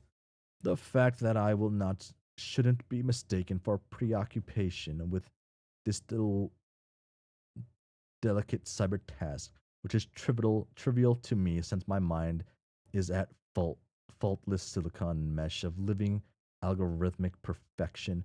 Nature should it be ascribed to the fact that my troll him identity finds the notion of a reunion with you to be boring as a fiddling fruits. It is mainly that such a bonding experience strikes me as an endeavor falling outside my totally ripped and kictuctious purview. Brother times with real Dave would be best left to the custody of real Dirk, not to mention someone who gives at least greater than half of a stupid show about you. Swoon. You you're a meshy, you know. I'm kinda glad you sound this insane and for the most part barely understandable, which makes it extra obvious you aren't my legit bro, which means I can actually talk to you while only being like vaguely confused and unsettled instead of curling up into a ball and having some sort of social conniption. Speaking of which, when is he supposed to get here, BTW? Relax, Dave. He's scheduled to arrive around the same time as all the other bad guys. You still have time. I could have expedited his arrival, but I knew that meeting him was going to be a big deal for you, so I decided to let you have some space while we made some plans. See, I'm always thinking about what's good for you guys and what's best for the overall strategy. Keeping everyone in high spirits is important. What do you mean, expedited? Never mind that. Just chill out. All right. So as long as I'm supposedly chilling in no way wondering about my bro, are you sure there are no beverages in that fridge? No AJ or... It's a blind alley, brother dog. I already asked if she had milk in there once, plus another 9 redundant times after that. I also asked if she would like to touch my muscles. The answers were 10 no's and 1 yes. That reminds me, Dave, would you like to touch my muscles? Maybe later. So you're sure there's nothing to drink in there? Yes, Dave. Don't know why I'm so insistent. Insistent, eh. Not like my fridge ever had anything comfortable inside. What the fuck did you even bring in it? Don't worry about that. Oh, come on.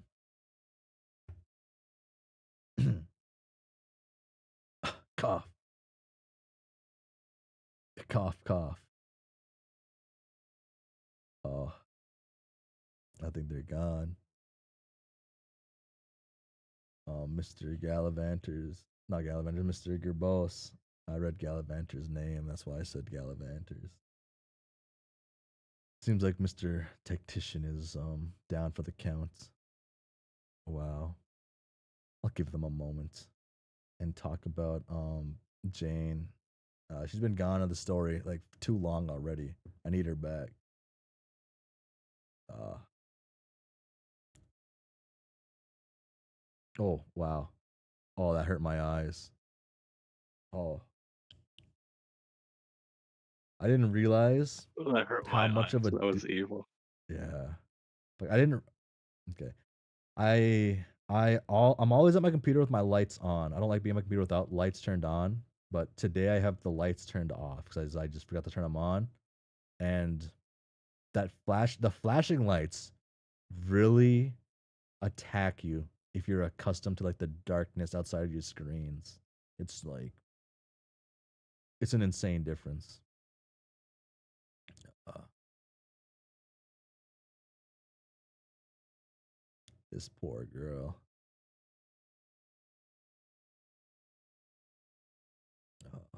Oh wait, did they unmute? Okay, they're back. Or maybe they're back. They're unmuted. Gamzee's in there. Honk.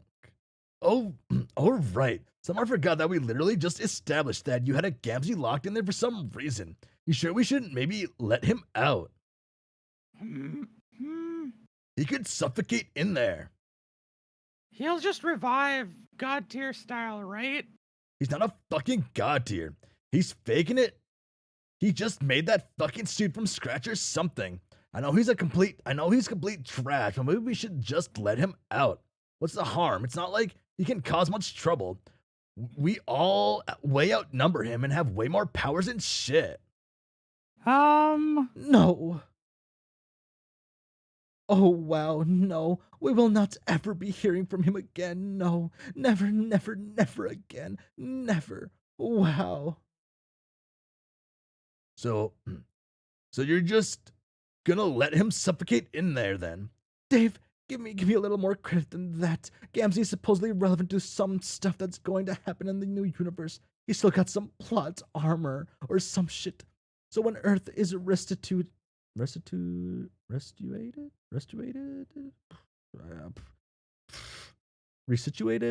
resituated. There it is. Resituated. I'm just going to drop the fridge in this fucking ocean or something and let him find his own way out. Okay, that's fair. I mean, firm but fair. Well, maybe not that fair, but I guess I don't care. So is Sean's hot mama awake yet?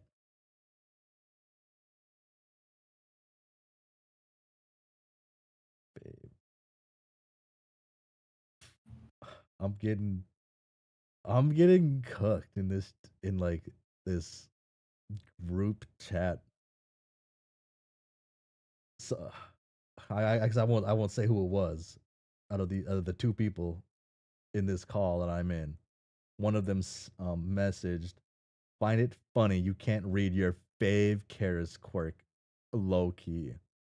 Like it's not low key anymore if you like send it out like this, right? Maybe it's low key since it was DM and not said aloud, but I don't know.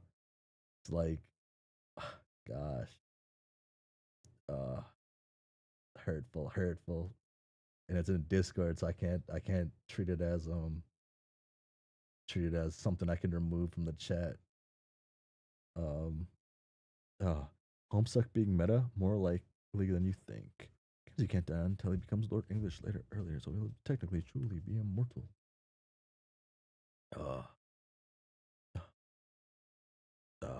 Where I leave off at? Right here, I think. You're a meshy. So, is John's hot mom awake yet? No.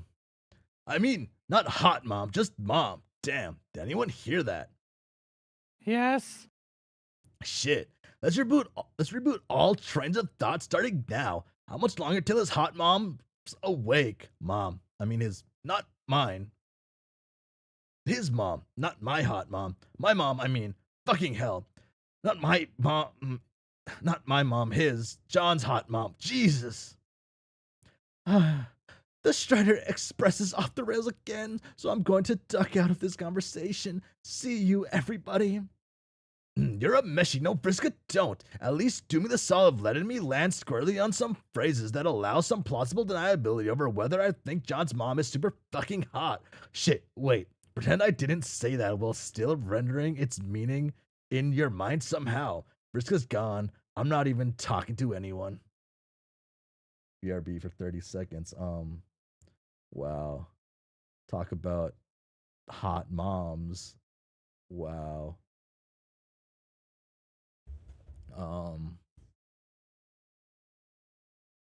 Who's the hotter mom?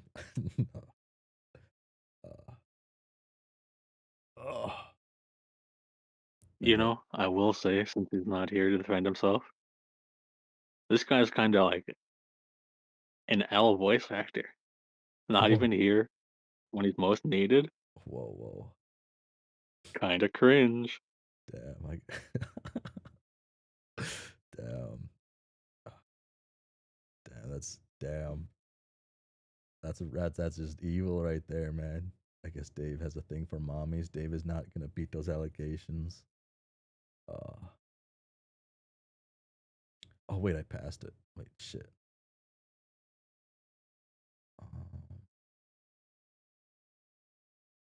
I wasn't thinking. I was looking at cool shit.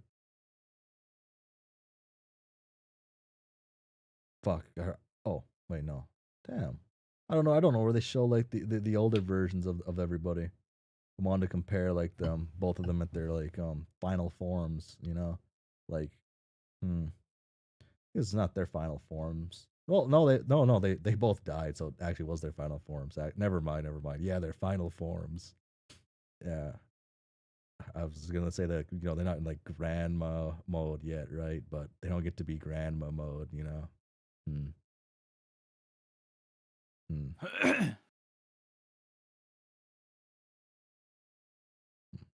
Okay. Well, they're here now.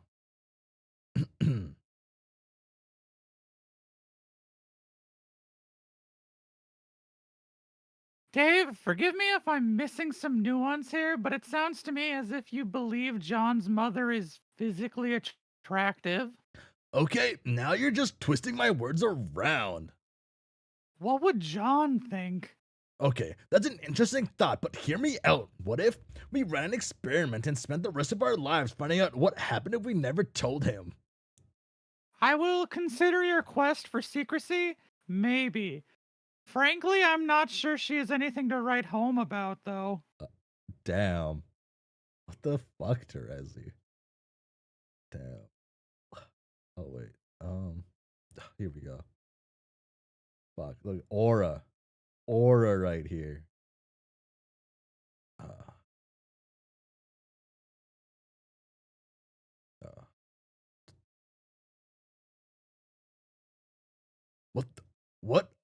What the fuck? Are you on the idiot drugs today? How could you possibly be serious about that? How is this unconscious teen grandmother not a completely smoking babe? I guess she is not my container of scalding leaf fluid. Unconscious teen grandmother, not a completely smoking babe.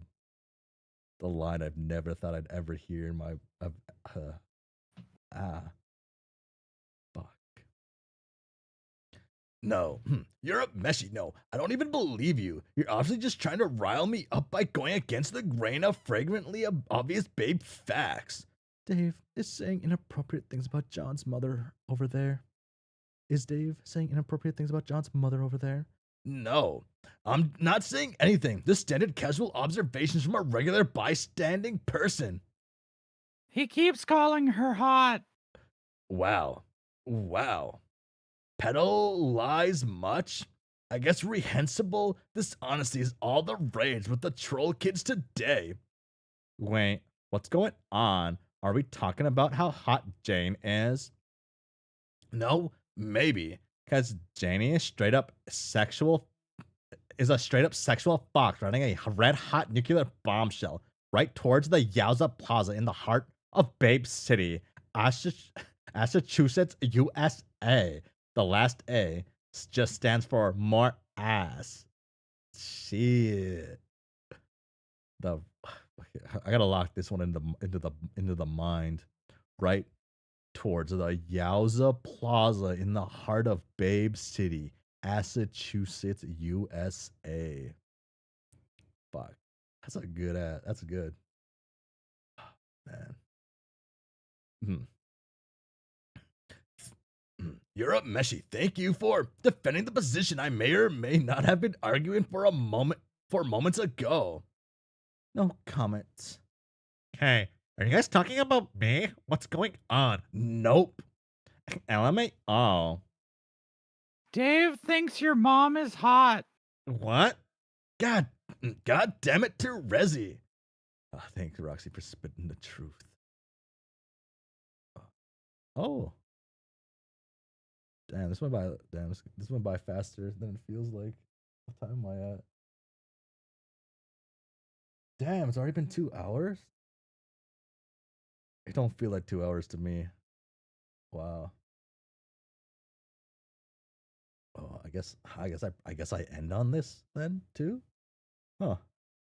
I guess that's what makes sense in my mind.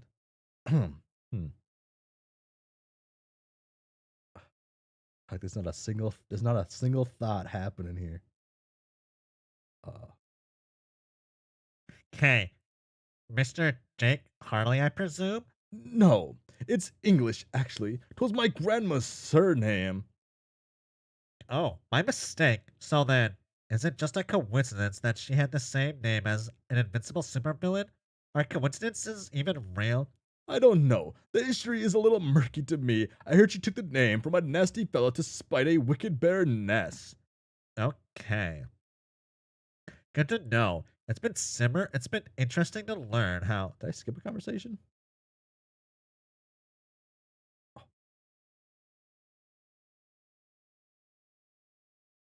I don't know.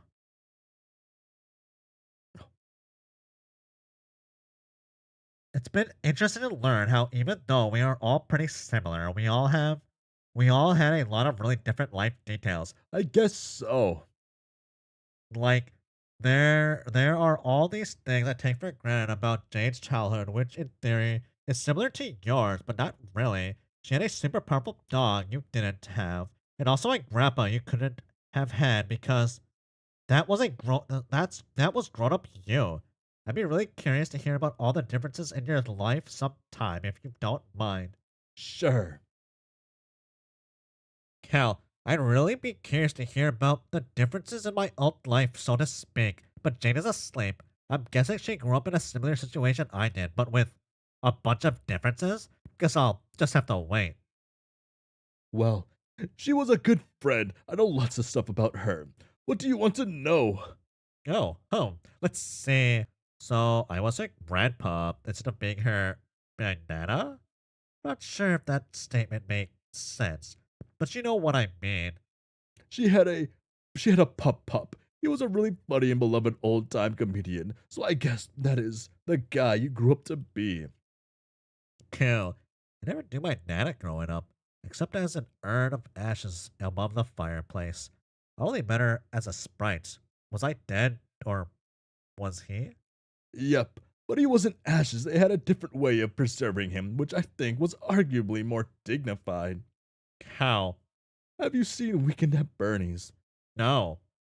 I've heard of it though. Damn. Oh man, you have to see it. It's about a couple of knuckleheads who parade around with a funny corpse trying to pass him off as a living friend and good time Charlie over a series of escapades. Sounds incredible. I still have it if you want to see it sometime. Oh shit, they can like. Oh wait, no. I'll say they could like merge movies collections, but they can't. Damn. Wait, no, they can because the other shit. Never mind. Oh my god. Oh, I was an idiot for a second. Oh damn. So you have like Car Cats? No, you don't have Car Cats movies. Car Cats movies. No, he doesn't have. Did he have one? Or was that Dave's movies? You know, that's a pretty like good like collection of like media. You know, not the worst, not the worst. They share one single brain cell. Next good stopping point is in 40 pages if you want to read more. 40 pages.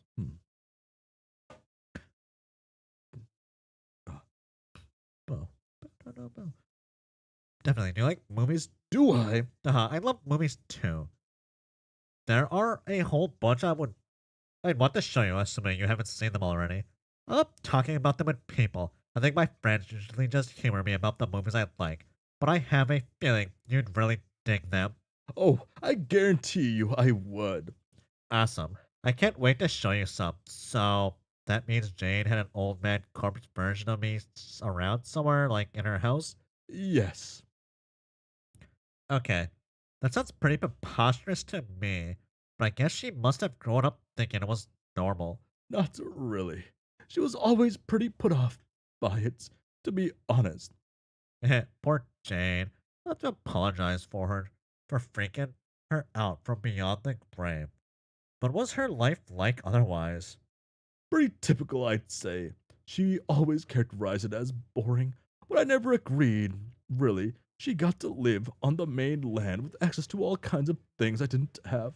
Plus, she lived with a cool and manly father who cared about her a lot and seemed like a stand-up guy. A gent. Stand-up gent. Oh, so you live with her dad too? Do you know much about him? You know anything about him? Ah. Not much other than what I just said, and a few things she told me. I think he was a stern and fatherly, and dressed well if memory served. He was a private detective at one point. A private detective? Wow. It sounds like he must have been a completely different kind of dad from the one I had. All these differences are so interesting. Some are subtle, but some are drastic, like this one apparently is. It would be neat to meet him. I mean, not that it would be much of a substitute for getting to see my dad again, since they're totally different people, but you know what I mean. Do you know what happened to him? I'm not sure. I kind of lost track of him for a while. I think he might be in jail. Jail? Yeah, on Durst, I think. I could be wrong, though. I'll make a mental note to check on him next time soon. I bet Jane would want to too. When she wakes up, I'll ask her about it. Good idea. Hearing these two talk about movies, makes me want to read a thing I was looking at. It's on a list of like fan stuff I want to look at. This one would be like I assume very little people like looked into it, but it's like I think it's like Mysterious Science Theater 3000, but with Jake and Carcat, and that just seemed like a fun read. I read one of their things, and I like the Mysterious Science Theater 3000. If you haven't had it, if you haven't watched it, it's pretty good. I think in like I do think you have to be, if you don't find the first like 10 minutes entertaining, the first little bit, you're not gonna like it. It's kind of one of those things. You'll know if you like it like pretty quick. You know, Jake, at first you seem pretty shy, but you don't really seem that way at all now. You just strike me as a nice regular dude who likes movies and stuff. I'm glad we are getting a chance to talk. Yeah, me too. I've been feeling way out sorts since I got sprung from the big house and dragged along to this here frog stage to suddenly bump gums with way too many people. But you are really good company, John, and know how to make a guy feel at ease. Heh, yeah, it is a lot of people. I'm having trouble keeping track of everyone myself.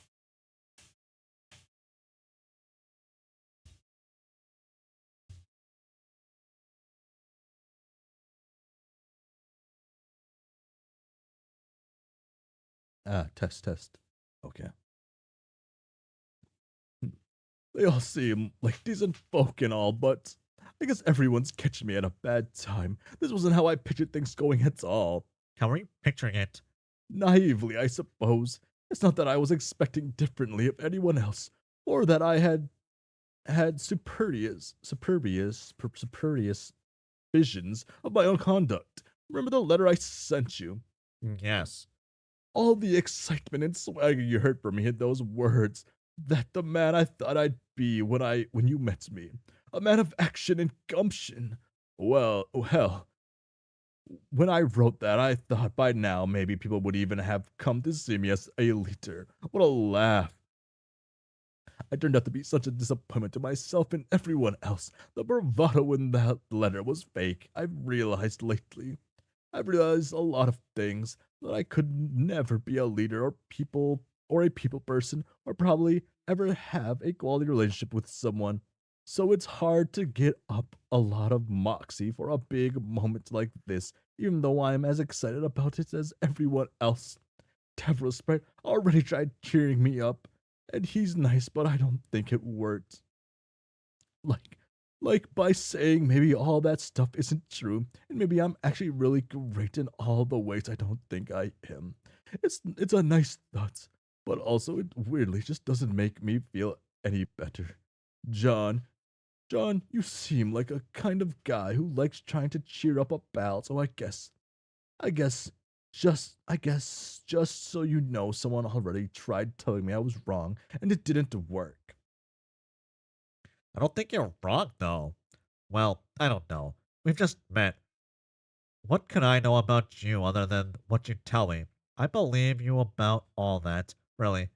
It just sounds to me like you are going through a lot of change. Changes are good, especially if you understand what's happening to you. I think that's how we grow and stuff. I think I've changed in a lot of ways. Some ways weren't easy. Yeah, Sure. So, you're realizing you like being by yourself, it sounds like. Big deal.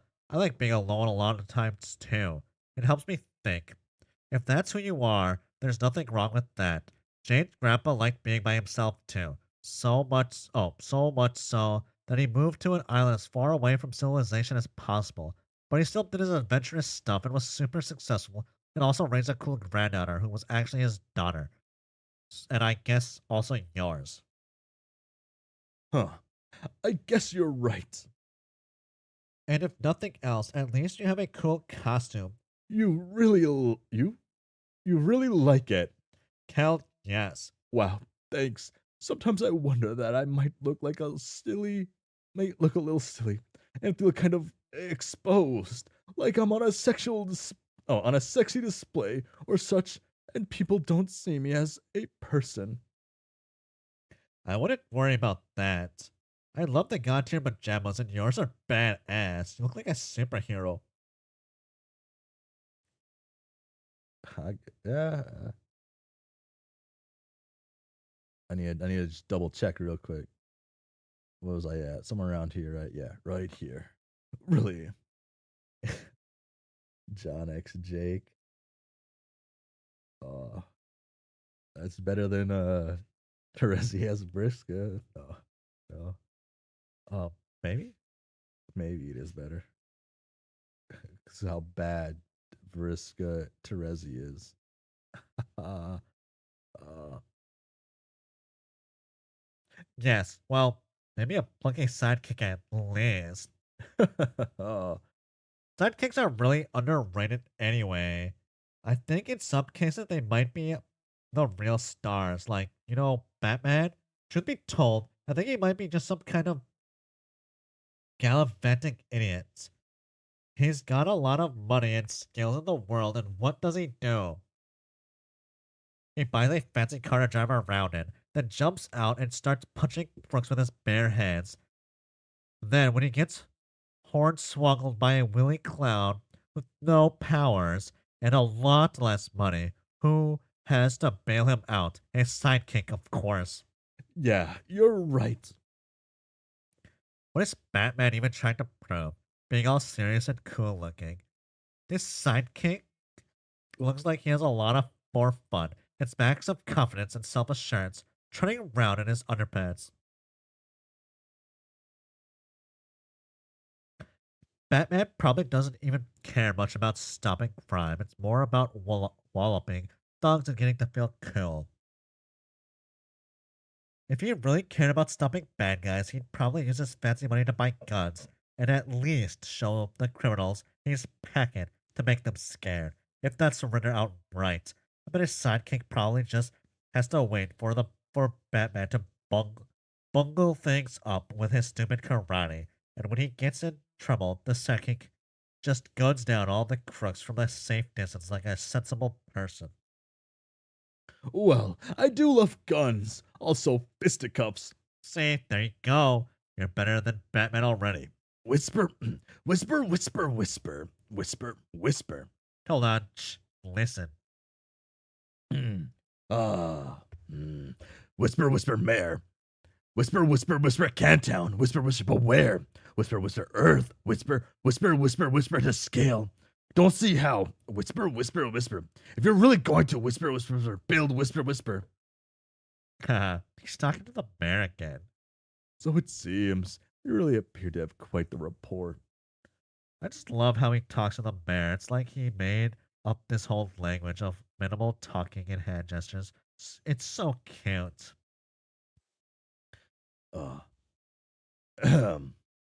Egbert, the fuck? Were you eavesdropping? No. This is a fucking private conversation. Stop being rude, garbage. I wasn't eavesdropping. You just happened to be like right there. And you're a really loud whisperer. Oh, okay then. Here, have an excessively quiet. Shut the fuck up. Sorry. Oh, that's scary. That's scary. Ain't they related, or they are? Yes, and that's why and that's just showing you how awful I think if you Briscoe Trezzy is. But also the other guy, he's just saying shit to say shit.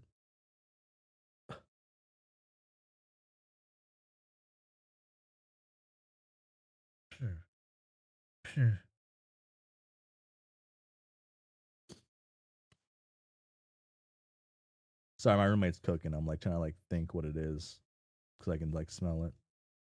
It's like less than 20 feet away from me.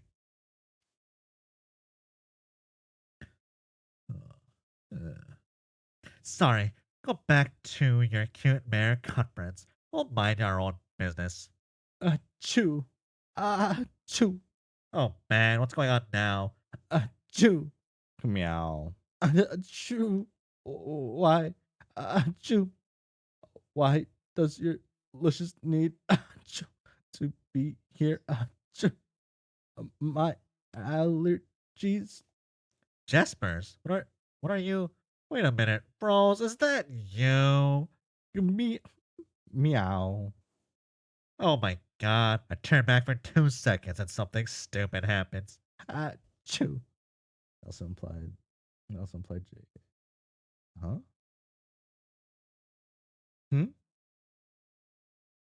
Oh. I have cat allergies. Pretty mild cat allergies.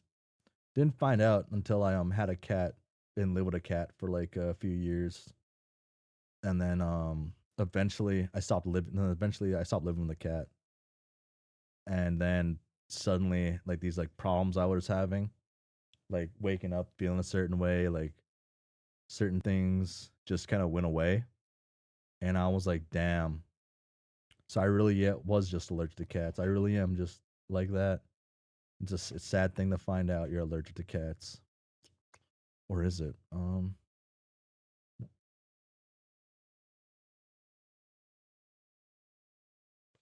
these are purple though. Gotta get one of those bald cats. I've actually thought about getting one of those bald cats. Those cats are kind of cool. I think those cats are actually really cool. The pets are expensive. Didn't they say these would turn purple? None of these turn purple. Oh my god, they gotta fix this. Okay, I think that's everybody, right? Let's see, I did that one. We did this one. I think this one. I did this one, did this one, did this one, did this one. Yeah, that's it.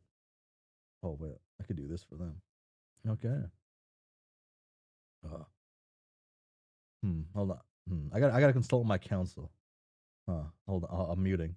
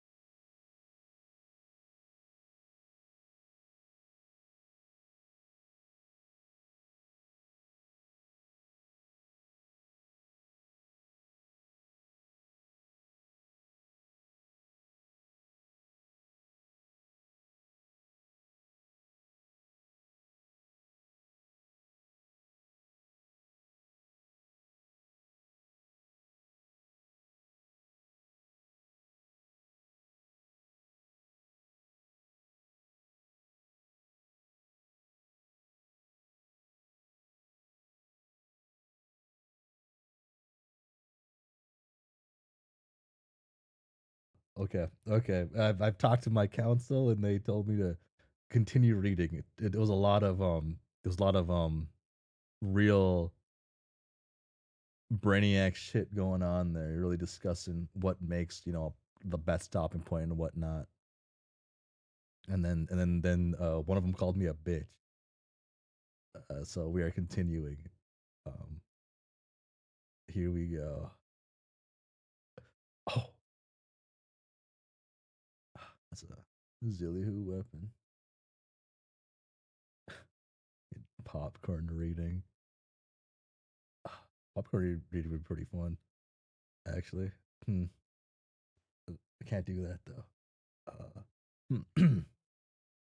Okay, everybody, time's up. Wrap up your conversations. Our tactical meeting is officially back in order. All right, has everyone shut up yet?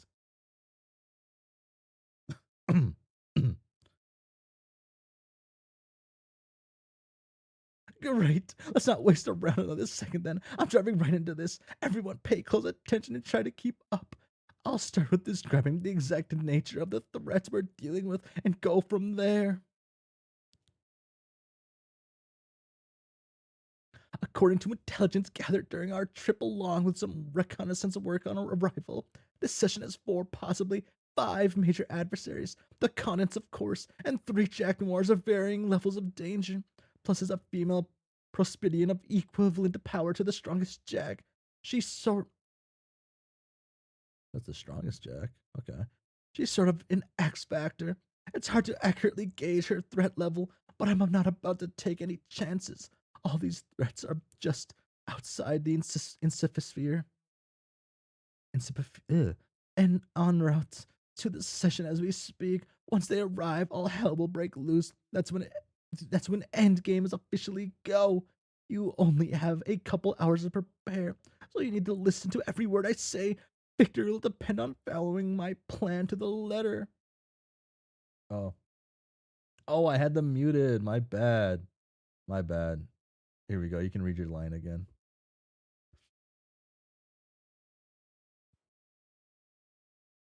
I think so? There we go. My bad. My bad. I didn't realize I had them muted. Uh.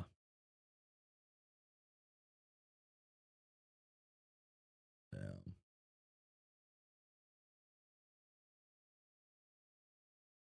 Rose Sprite kind of already cooler than Rose. Just saying. So, where's the Connets right now? She's downstairs preparing for the same critical conversions herself. After our little prison raid caught her completely off guard, costing her some hostages and key points of leverage, we've essentially reached a temporary ceasefire by default while both sides regroup. This is not how she expected things would go. We had the advantage of surprise that time, but we won't be so lucky next time. She's waiting for the Jacks to get here, just like we are. Once they do, she'll instantly have the upper hand, and she knows this. Her particular combinations of abilities, along with her super villain like cunning, make her an extremely dangerous part of this equation. That's why we need a good strategy in place before the shit hits the breeze blender. You're a meshy. So in addition for waiting for way too many jacks to get here, we're also waiting for my bro too, right? Who gets here at the same time, or yes, the other strider was banished to the periphery as well, and is in transit. He'll arrive at the same time, give or take, and it should be a great tactical asset. Sources tell me the dude is pretty good with a sword. That's me. I'm the source. I told her that, and it's true. Yes, thank you, Arqueus. This is starting to sound a bit complicated. How are we supposed to keep track of all these villains and heroes coming and going, when and where? You're right, Kanaya. At this point in the meeting, I think we could use some diagrams to help with the battle plans. Carcats, if you wouldn't mind. Oh?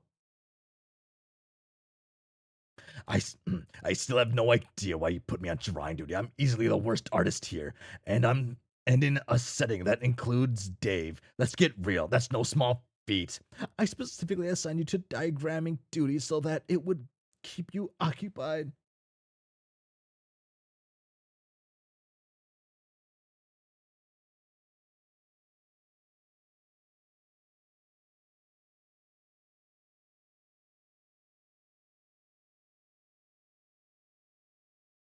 Ah, oh, I coughed again.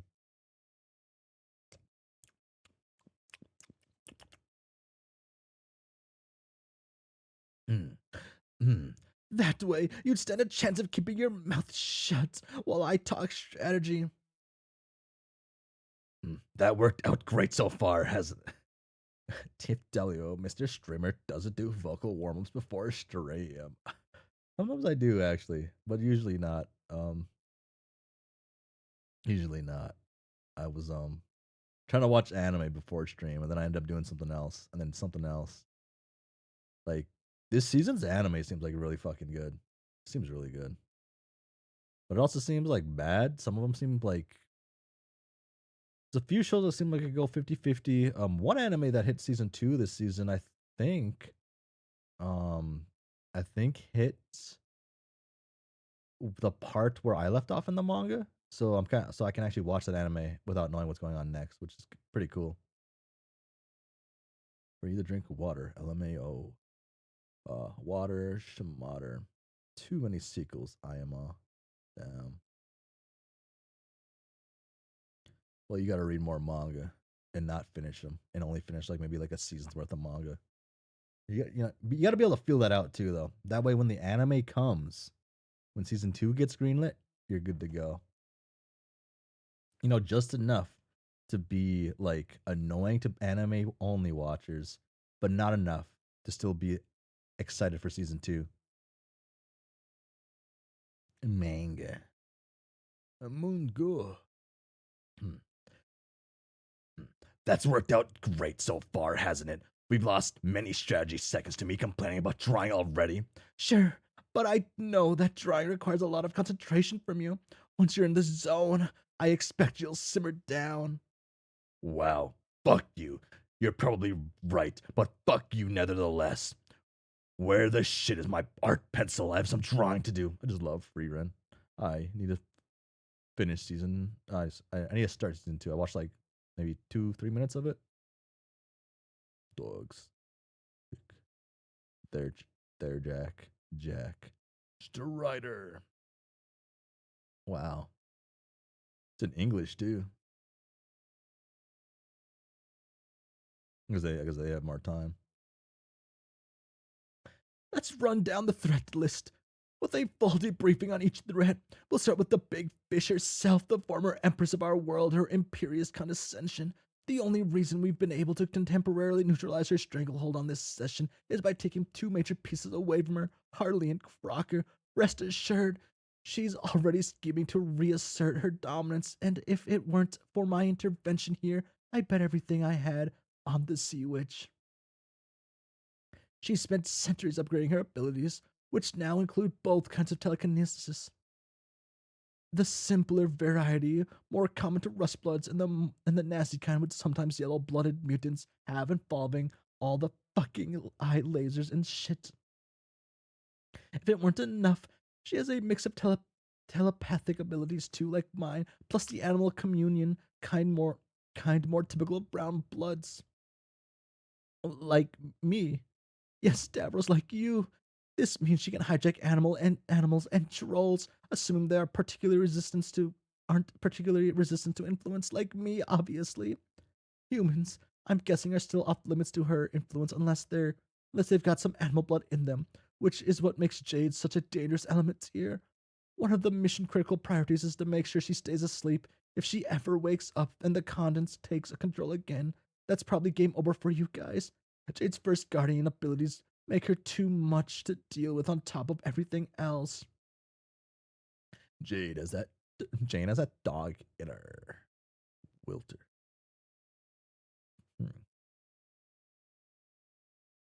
Oh, where I leave? It's also possible that the Condens may have some sway over the Prospidians and one of the Jacks because of their part dog nature too. It's hard to say what their level of resistance is, so I really can't be sure. Strategically, it's best to err on the side of the safe side, though, and presume this could be an issue. This is why taking on the Condens has to be a huge priority. Ideally, you should be trying to kill or disable her as quickly as possible. But if that's easier said than done, then what you need to do is keep her occupied. Throw everything you got at her, whatever crazy powers you've got.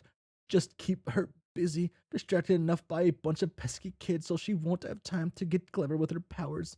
This is the best defense against an off chance she might be able to sway the dog Jack and Prospidian, and a failsafe in case Jade wakes up for whatever reason. When it comes to killing her, I don't have much to advise. There's no intel on her weaknesses or anything like that. In fact, I bet she doesn't have any.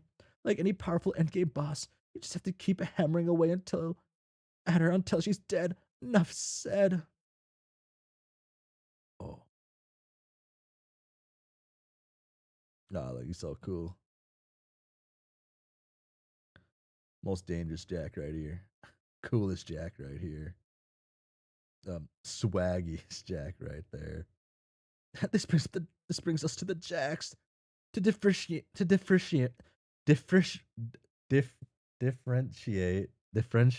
I'll give them nicknames. This Dog Jack, Lord Jack, and Robo Jack. Let's talk about them in order of threat level. Carcat, I'm going to need another shitty drawing, this time of Dog Jack and his Prospidian counterpart, please.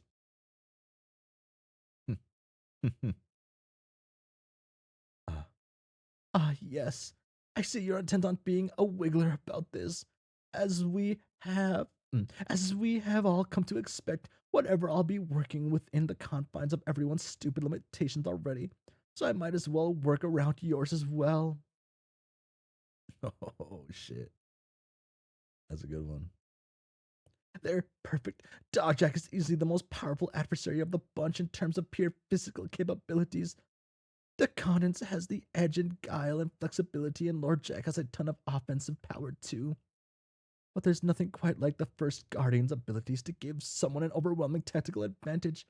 The ability to teleport anywhere in the session anytime or anyone anywhere anytime while having access to an inexhaustible power supply from the Green Sun really makes it no contest even against an otherwise awesome combatant. If it were just him you had to deal with, I wouldn't like your odds, honestly. But luckily for us, there's a major factor here which should mostly neutralize him during this huge melee, which is the Prospidian.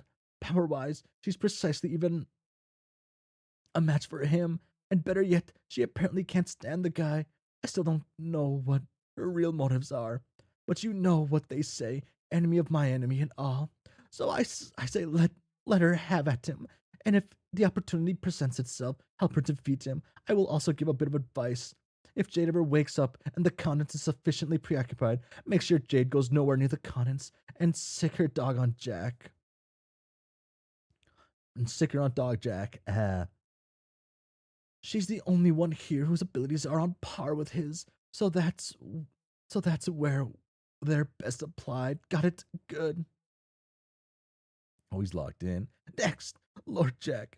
Carcat. Oh, kiss my shame gloves. Whoa. How does this look? Great, I can work with this.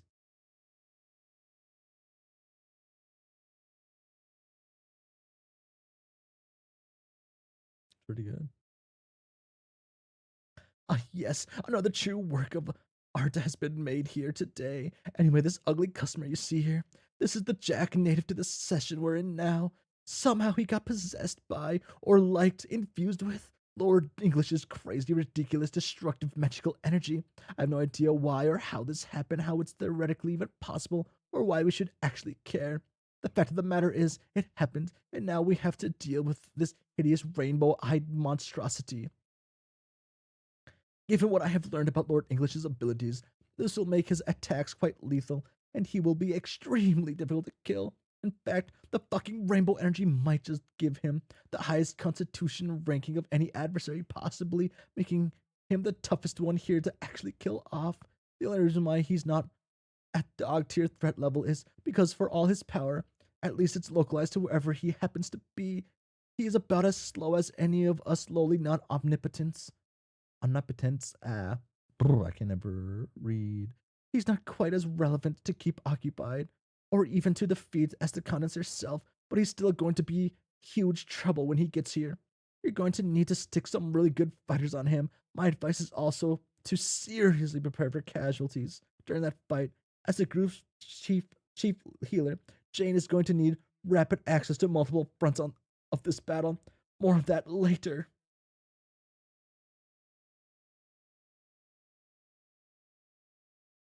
Oh, honk. That brings us to Robojack. He's the Jack originating from our session. Remember him, Carcat? We hatched a plan with him to take down the Black Queen. Seems like so long ago, doesn't it? Now apparently he's got some cybernetic upgrades. Who the fuck knows how that happened? Or for that matter, why or how he's on his way here now? My mind boggles trying to even picture the amount of stupid shit he's been through between now and when we knew him. Put this on the even lengthier list of garbage that doesn't matter and nobody cares about. The fact is, we have no idea what his affiliations,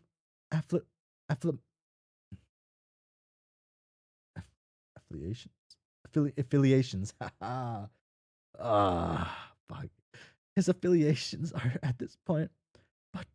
But like I'm always saying, best to just plan for the worst and assume this is just another scrub we've got to kill. He's the lowest on the threat level, though his various enhancements and accessories may pose more of a challenge than we bargained for. He's also traveling with a juju known for its high storage capacity. He's also possibly packing company. Maybe a lot of company. I won't get into that now. You're going to need to reserve a squad for dealing with this guy and whoever he's brought along for the ride. It's the lesser priority, so I recommend an ensemble of stringers. No offense to whomever those brave souls may be, every lame wada has their place in an epic battle, and everyone's efforts count. Egbert looking kid, I'm looking at you. Possibly you too, Tavros. Maybe. Fuck. Damn. I can't stand the risk of hate that's going on in my DMs a little bit.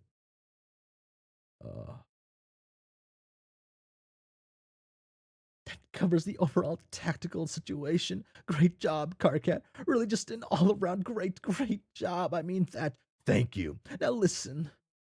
We've got to keep these battles spread out across the session so you all don't start tripping on each other's toes, turning this into more of a clusterfuck than it already is. That means you need to station teams ready to intercept the jacks wherever they're coming from. You also need to launch your lightning strike right on the cannons before any of them get here. As for your party healer, like I said, she'll need to be highly mobile. So what you'll need to do is lay out a network of key portals and transporters so she can make the rounds and be in tight communication with her. One of you less relevant, more mobile folks should get on that now. Oh. See, scatter window pearls like these around the various battle sites. Yo, did you loot my house or something? Please don't interrupt. Transportalizers will work out too. Will work too. If you can get them all hooked up right. This is definitely busy work. But it's also really important. So we need someone competent in charge of this. I think I can handle that. Yes. Yeah. Yeah. Brr. Yes. I'm quite mobile in this new form. Also, I think my abilities will help with forecasting the optimal network layouts, along with helping Jane coordinate her routes during battle. Plus, I have to admit, I kind of relish the idea of being a less relevant party member, particularly since I think it's inherently true now. Okay, Rose. Rose Sprite. That's great. You can volunteer for that job if you want. Let's not get ahead of ourselves. We'll be divvying up the roles momentarily, but cool. But cool. We have you we have you down for that again. It's critical. The whole party will need to defend Crocker's life at all cost. She can't get sucked into any combat. If she dies, you could all be fucked. Be sure to fill her in on the logistics whenever Arquides has finished deprogramming her. Everyone got it? Awesome. Since that pretty thoroughly covers the full technical situation, we can move on to the real strategizing. Now we can assign combat roles. Riska, wait. Before you go on, I just wanted to say I'm really impressed with your strategic analysis so far. You really seem to be all over this. I wouldn't even know where to begin figuring all this stuff out. Anyway, I'm glad we have you back on our side. Thanks, John. Just thought I'd say, I didn't want you to go through all this stuff for us, thinking it was all going unappreciated. Anyway, please continue. You got it. Now it's time to divide everyone into teams. Let's go down the list of foes again and assign party members to each battle. Once again, starting from the top. Oh. The Connons will need a team to raid Durs again, but this time for all the marbles. And remember, the raid has to start before the rest of the action to keep her from getting the upper hand. And the party has to be at least good enough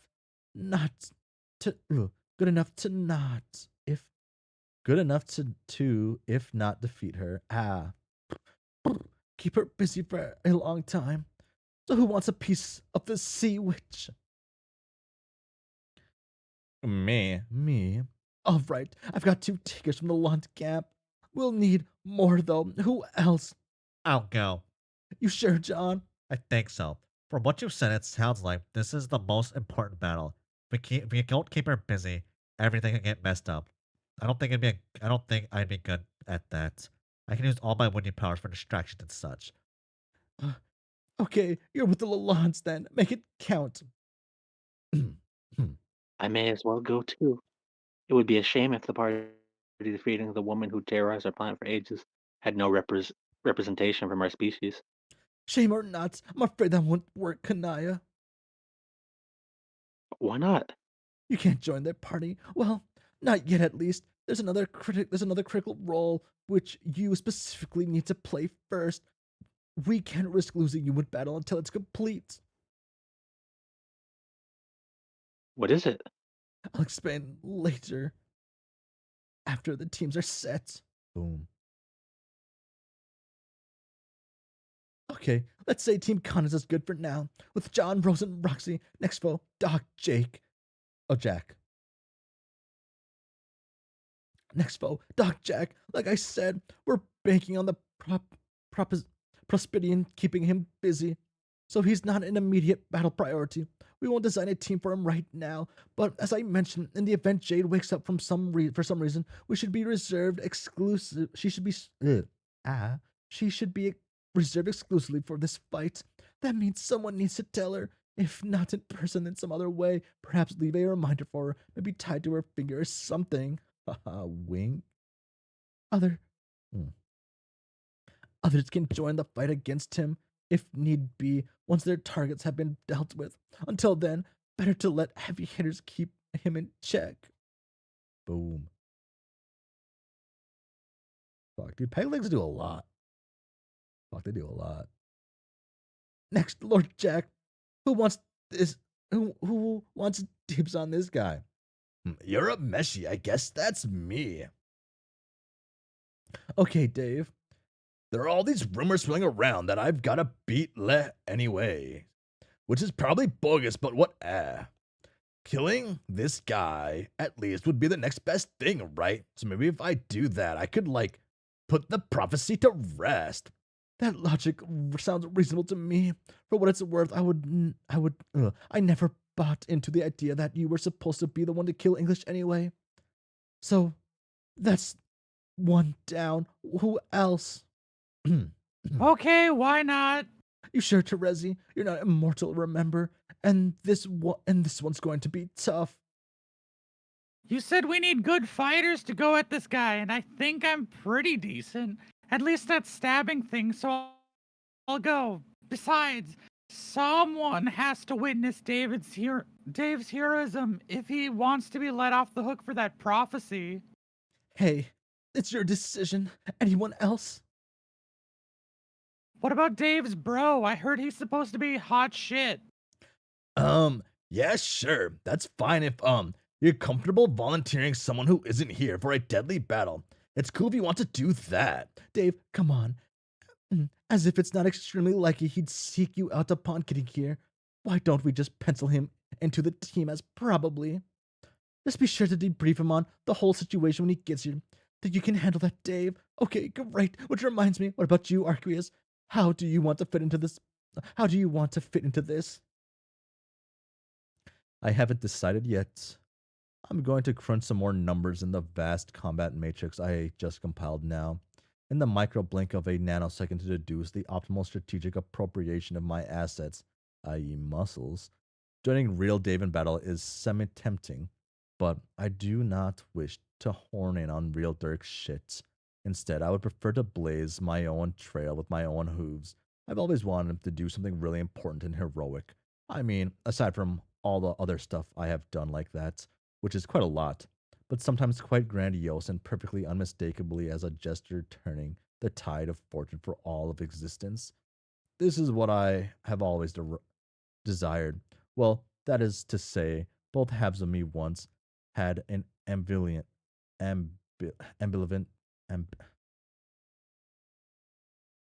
uh, ambivalent desire, which was comprised by our respective internalized conflicts.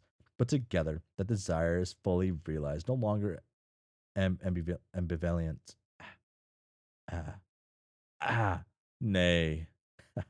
It is now fully bivalent, perhaps perhaps even univalent. Valent. I would like my gestures to shock everyone. It must come from out of the blue, making virtually no sense, stun all involved, and having a lasting, profoundly unintelligible impact in all future and pseudo future events. Does this answer your question? Oh, sorry. I was just temporarily mesmerized by your incredible spiel. Needless to say, I absolutely agree with your philosophy on heroic action and want to do something important. In any case, you've earned the right to do whatever the fuck you want, just by dint of being awesome. End of story. Okay, next. Damn. Ooh. Now this is the crew right here. Damn. Fuck, man. Oh, it's a little shame he doesn't have his actual boys, but got the new ones. We'll need to design a team for RoboJack and his entourage. All right, let's disclose. This is where things get kind of stupid. Even talking about this guy and his crew is probably a waste of good technical analysis. But the fact is, man, I feel so attacked every time Vriska talks about this man. I feel like attacked personally, and I know it's intentional, and it hurts every time. It hurts. Uh, But the fact is, he's going to be here, and you're going to have to deal with his bullshit. I strongly recommend the dregs of your party get stuck with the mop-up duty on this. Really, I'm kind of laughing already. Oh man, I really don't want to spoil too much fun for you guys, but no, I shouldn't. What? Oh, okay. Intelligence reports I have gathered, namely through a bit of time hopping reconnaissance, suggest that RoboJack may, I repeat, may be in transit with a bunch of green time traveling idiots in that oven. Don't quote me on that. Anyway, if true, none of those bozos are particularly powerful. They'll mainly just be a nuisance, and who wants to deal with them? Hey, kid. Yes, I'm talking to you again. God damn it. What was his name again? Joke? Vriska, stop. It's Jape, and you know it. Listen, Joke, snap out of it. I'm talking to you. Oh, sorry. This is a strategy session, Joke. Please stay alert. Now, do you think you can handle being on this team? Awesome. That's the spirit. With this assignment should be right up your alley, kid. Who else? Me. I'll do it. Thanks for volunteering, Tavros. This fight is pretty well suited for your skill set too. And you can join Joke here and help him get ready. But there's one thing I need you to really do before the battle starts. Oh, really? What? I'll explain to you later in private. It's critical and something only you can do. Oh, that makes me the funny feelings combinations of skeptical, nervous, and excited. Oh, it's like one more thing to nervous sighted. Good. That's exactly how you should be feeling about it. Trust me. So anyone else wants to step forward? Are you fucking kidding me? Come again. Well, let's see if I'm tallying this up right. John and Lalonde ones are John and Lalonde's 1 and 2 are on Team Connens. The Strider Bros and Pyro are on the Lord English. Jade, when not on nap duty, is on dog team exclusively. The mayor isn't doing shit because I'm personally seeing to it that not a single post-apocalyptic tatter on his head gets harmed. Crocker's healing detail. The lawn's there. The lawn 3 volunteered to support that. Kanai has some vague yet to be explained mission to do, and so does Tavros. And Joke here just got shunted off to Pee Wee League. So who the fuck is even left aside from me? And the fucking cat, I guess. Are you sure you shouldn't pick a role for Rose's fucking catlicious before moving on to the absolute bottom of the barrel, sometimes referred to as the Vantis Zone? Oh, great point, Carcat. Hey there, kitty. Meow. What do you like to do? I would like to eat some tuna fish and cuddle with either Rose or Roxy or both. Ah, okay. That can be your very important job. Don't let us down. Purr. Thank goodness we sorted that out. Now that we've established the kitty cat is headed up the fish-eating operations, I think we can safely proceed to the rung of strategic importance directly below that. The infamous "what is Carcat going to do" rung. And since everyone else has a job, and my skills are relatively unimpressive, I'll have to sign up for Team Dipshit too. Hell, Even the kid in the banana hammock is a god tier at least. So I guess that means I'll be taking orders from him? Sure, why not? Second in command to a third-rate hero. Sounds about right to me. Cardcat, yes, you're absolutely right that you basically suck, and that as a tactical resource you should be managed accordingly, but you aren't joining Jaok's team. No, or doing any fighting for that matter. Like Kanaya, there's another more pressing matter reserved for you. In fact, it's the same as hers. What the fuck? When were you planning on telling me this? Karkat, I already alluded to this when you waltzed over and interrupted my conversation with Kanaya and pretended you weren't flirting with me. Remember? Oh, right. Well, what's the pressing matter? I'm getting to that very soon. In fact, I just need to get the teams squared away first. Okay, well, are they? Looks like it. So that means Joke. Fuck. Jake, I mean, really is a one-man team designated for Robo Jack and his oven bozos. Apparently, you okay with that, kid? You can do it. Just believe in yourself or whatever the fuck. When in doubt, just remind yourself that that battle isn't even particularly important, and help could be on the way once some of the other battles start coming to some sort of resolution. Just hang in there. Okay. Excellent. Boom.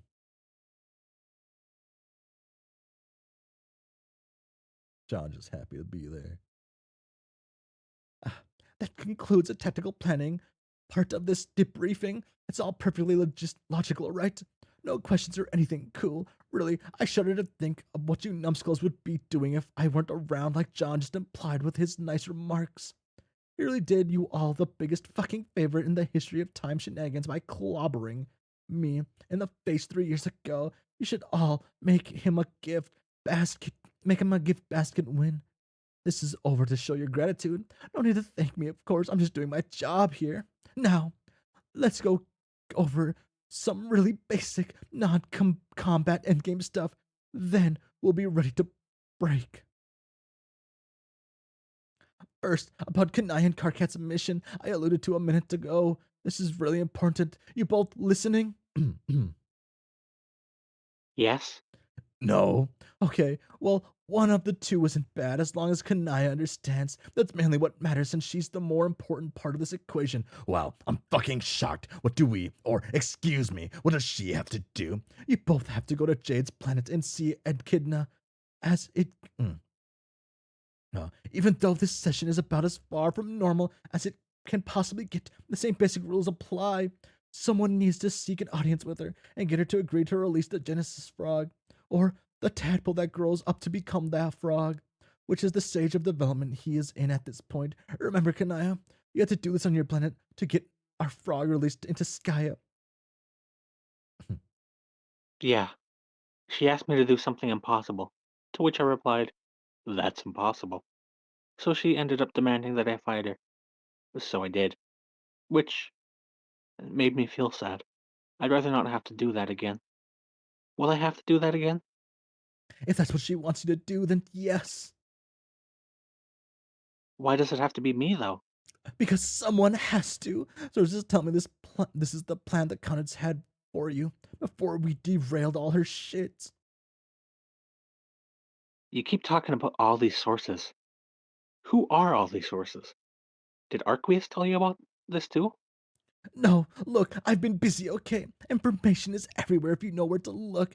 Durs has a lot of agents on the inside who are wise to the old lady's plans. Shaking the bushes for good intel isn't that complicated. It just takes a little effort. Some people on this little patch should maybe try looking into that sometime. Ah.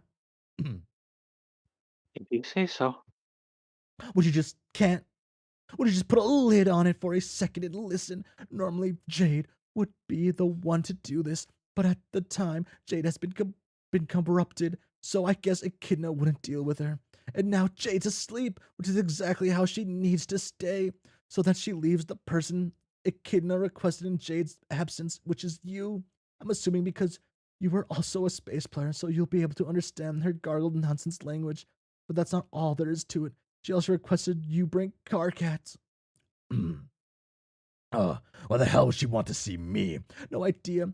Edisons are mysterious. Maybe she wants a knight along, or a blood player, or maybe she just has a bone to pick with you in particular. You know, since you and I were both involved in the frog breeding stuff in our session, and let's face it, you kind of messed that up. You were pretty hasty and reckless about it, and the result was a defective frog. Sure, there's more to it than that, like problems with the human session that were totally interrelated with ours due to silical time garbage. But you get the point. Echidna probably doesn't take kindly to people who are cavalier with the sacred frog duties. That's kind of her domain, like the propagation of existence and all that. So maybe you've got some stuff to atone for before she agrees to let another precious frog out of her divine custody. You're doing this on purpose, aren't you? Trying to make me feel bad about some ancient history, so I'll be nervous about this encounter. Well, I'll spare you the trouble. I'm already nervous. I don't want to go prostrate myself before a bambling snake goddess, even under ideal circumstances. Carcat, relax. I'm guessing this will just be a sort of formality. That's how things always struck me with her, like getting the blessing from a queen or some huge mythical matriarch before proceeding with some incredibly important event, or you're claiming a cosmic reward, or maybe you'll have to just kill her again. I don't see what's different. What I don't see what difference it makes. Really, who knows what her real purposes are? They're probably totally unfathomable. Echidna is kind of a big deal, Dedison. One of the real heavy hitters. That the other guy, the really strong one with the ridiculous name, she might even be the biggest deal. She's the mother of all Dedisons, I mean, not in a literal sense. Like, I really doubt she physically spawned all of them all. So if she wants you to do something, it's serious.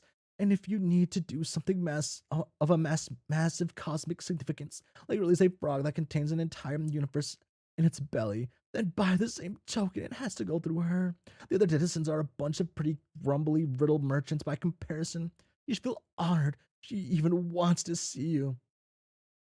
How are we even sure she has a frog to release? Who made this frog? The jokers from this session? I thought they spent months doing nothing. It's the same frog Jade made with Kanaya's help, remember? Hell, you may have even been involved in that process too. I don't recall every single detail, but it fell into the forge on Jade's planet back in the old session, and now Jade's planet is here. Hence the frog is here too. It's just been, let's say, hibernating inside the planet for a few years. Echidna kept it warm for us until we were ready, which is now. Okay, yeah, I remember now. The contest was going to make us do this originally. Why? Because her goal was pretty much the same as ours, to win the game and create a universe. The battle taking place here isn't over whether one will be created. It's over who gets to control it when it's made. Ideally, that should be us rather than a genocidal fish dictator. In fact, we don't want anyone to control it. Nobody should control a universe. That's what bad guys try to do. We just want it to be a nice place to live and free to any controlling influence that will make life miserable for the people who live there. Having an attitude about the ultimate reward that differs from that in any way was just another thing we fucked up the first time. So let's be clear on what we're fighting here for. Got it? Yeah, you've made your point. In the same sentence, great, and then swapped. She created. Weird. Weird.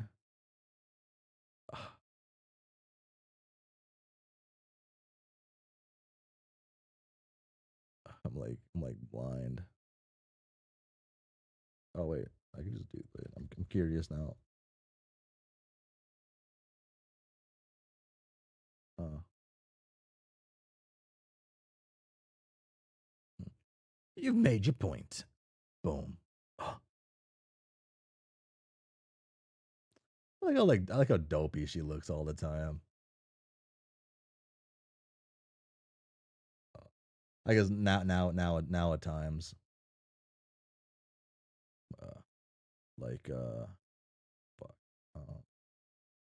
Why did? Uh, no, I have. Oh wait, no. I use the map. Map's faster. The map. The map.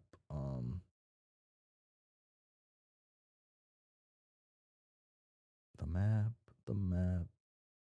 I forgot the Dora the Explorer songs. Damn. Damn. Oh my god, it's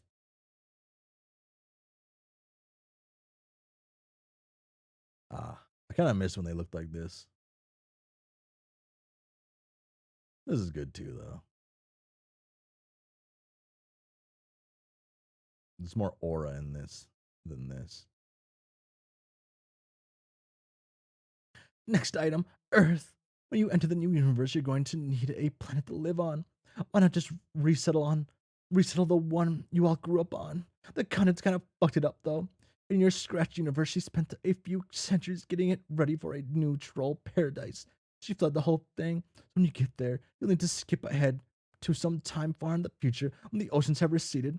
Should be livable by then. Hell, it may be a pretty nice place. Here, John, take this. When the battle's over, make sure you give it to Jade. What is it? It's Earth. Remember how 3 years ago you told Teresi we needed your wallet, but you didn't have it? Their daily fashion choice. But you didn't have it. Well, in the time since, we've talked about it a lot and figured this was most likely the reason she told you to give it to us. It wasn't a big deal, actually. We spent some time deciphering the code for your wallet. It took a little while, and a few lucky guesses on the code digits, but eventually we got there. Then I just used it to upgrade my much cooler 8-ball modus. You hacked my dad's wallet?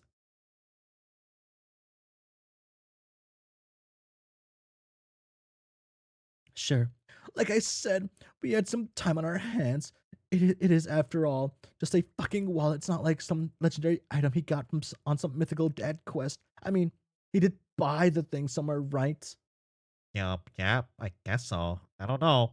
I still think it's a pretty special thing. Nope. Sorry to be the bearer of bad news. It is literally just a wallet. Anyway, then, before I did this cutting work on this session, I rode the meteor through the grate, watched it crash on Earth, then just captured the whole damn thing, and got out of there. No sweat, presumably the grim bark Jade was supposed to do if she wasn't asleep. Again, it was a pretty good plan. She just never saw me coming. Sorry, Gandhi. If this was your waterlogged little globe back, you have to pry it from John's dead hands now. Yeah.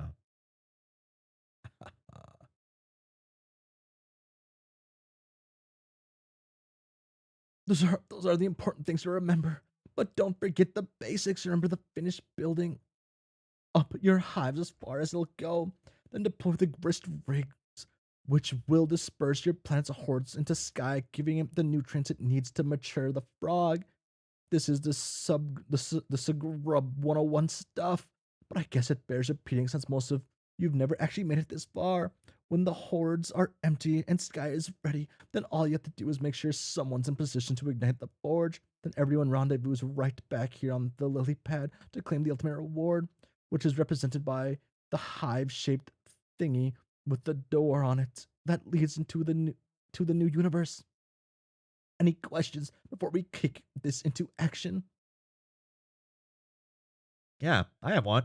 Friska, what's your part in all of this? Aside from making all these airtight plans, you're making it sound like you won't be here when all this happens. Of course I won't. I'll be off doing something much more important than all of this. I'm traveling to the furthest ring to kill Lord English. What? Wow. Isn't that going to be, hard? Of course it will be. Are you sure you can even do that? Like, by yourself, I mean? John, I'm not an idiot. I won't be diving into this blindly. See, somewhere out there in the incomprehensible casual stew of the furthest spring, there was once a plan that was coming together to defeat him once and for all. It involves a secret weapon, an army, and all sorts of other shenanigans. Yeah, this sounds weirdly familiar. Oh, I'm sure it does. But the point is, along the way that plan stalled out, it went nowhere because the party involved disintegrated and lost their way. So someone needs to light the fire under that shit again. And I don't see anyone else stepping forward. How are you going to do that? Let me worry about that.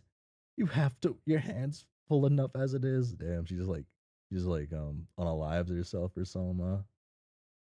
Yeah. So, is that it? Is that the end of this cool strategy jam slash fun reunion?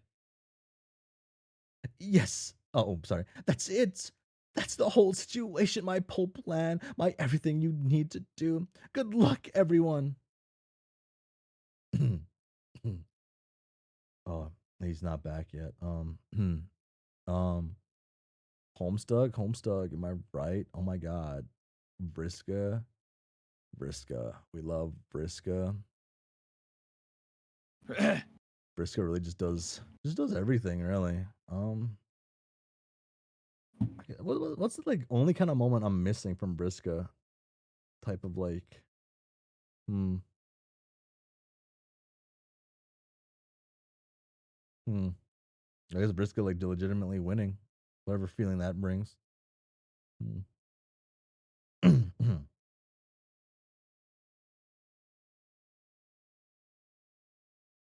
Human golf clap. Thanks, Pyro. All right.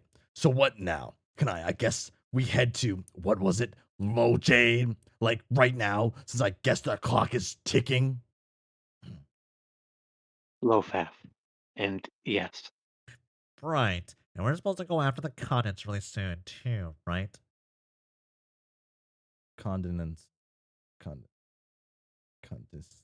And yes. But not like right away.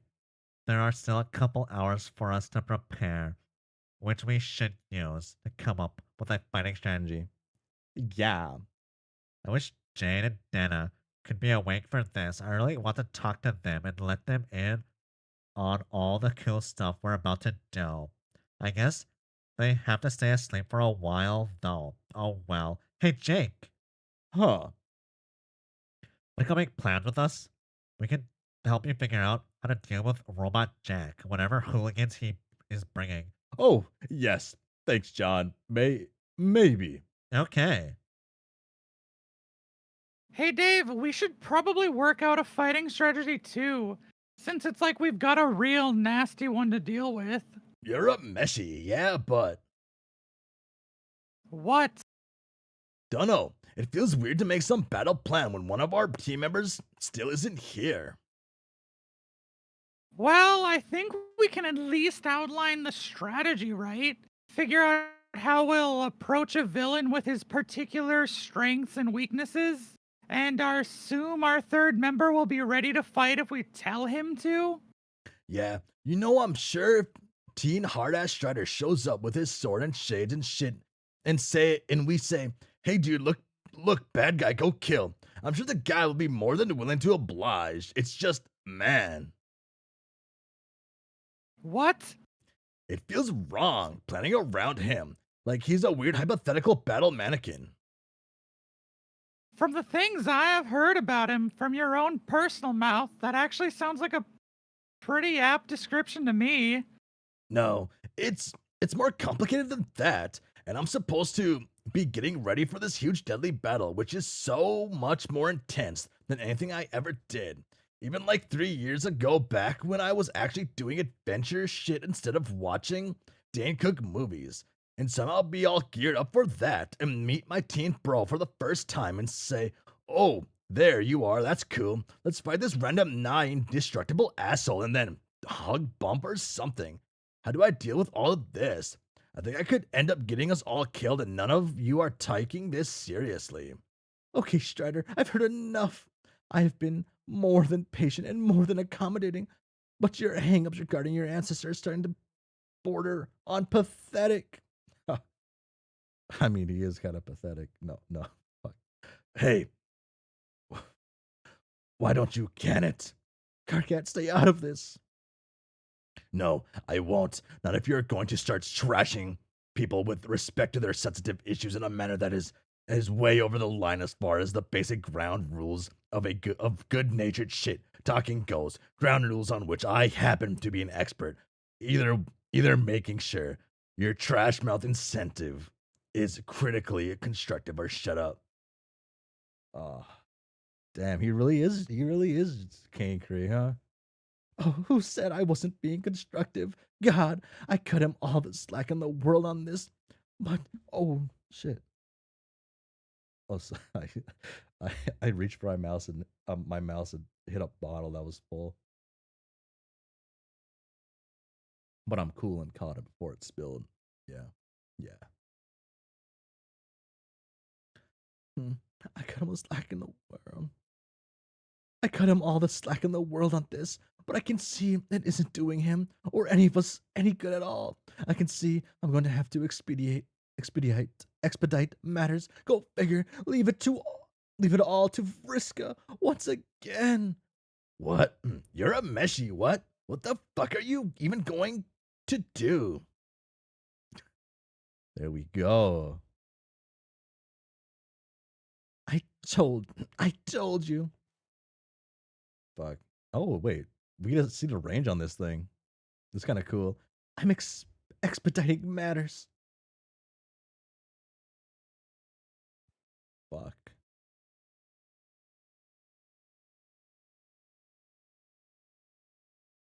Damn.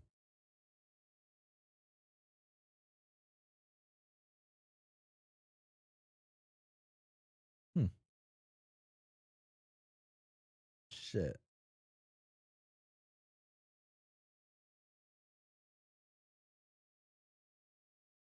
Is there already one set up on the ground? Oh, we're just gonna go to that one. Okay. Bring back the goat. 24.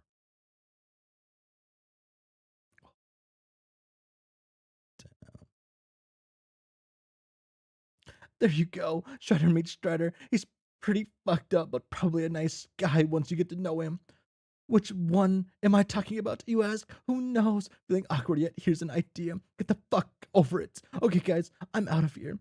I'm not sure I can take another second of this. Boom.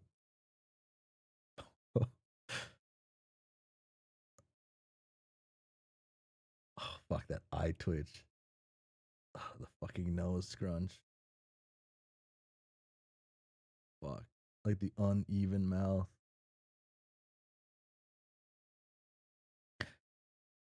Jeez, Briscoe. Are they really that bad? Who? The Striders? No, they're fine. That's not what I was talking about. There's another problem out there in Paradox Space which I can't stand for. Not another moment. In fact, it makes me shudder just thinking about this lingering flaw which has yet to be rectified. Oh, what is it? Oh my god.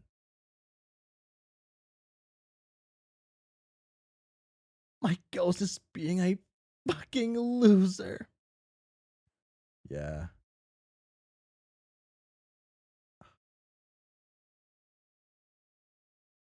Fuck.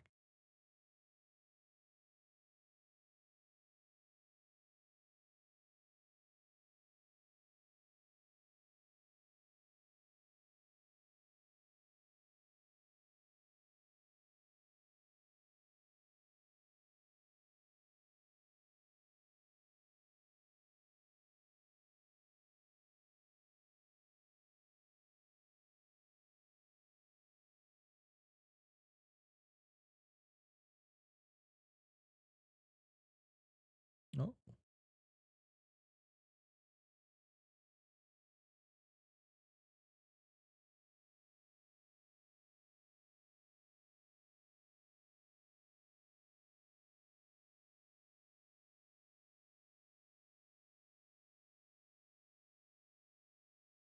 Wait. Yeah. Yeah, that's what I. Okay. Okay. That's pretty good. She's gonna go best of Briska.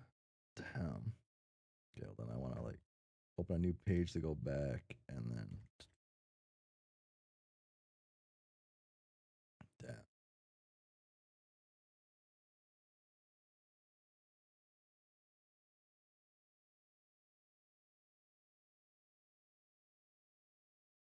I'm curious on what her ghost is doing fully now.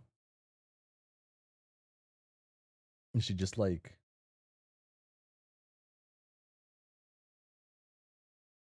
doing nothing?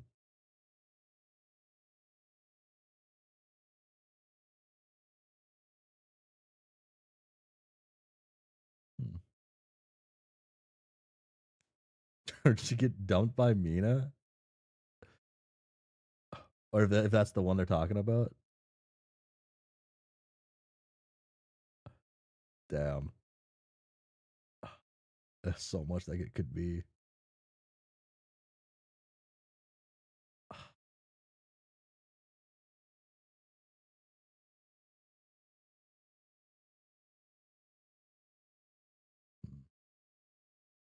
I I really like Jade actually. Like I guess I've said this quite a bit now, I feel like. But I feel like at the start of Homestuck, like for like the first first 5 acts, which because Act 6 is like fucking how much of the story, right? First 5 acts, she was like kinda like I kinda give or take, you know. Especially the first like few. Uh mm, she was really good at her start, and then nothing happened really. Uh James Hones our peak. Uh,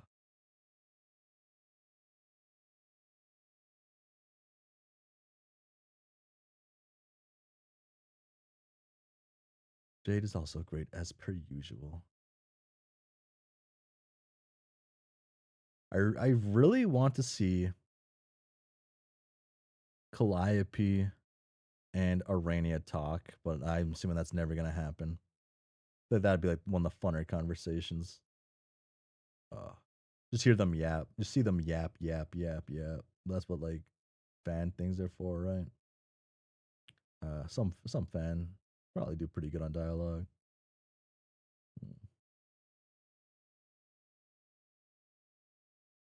It's a good page. Uh,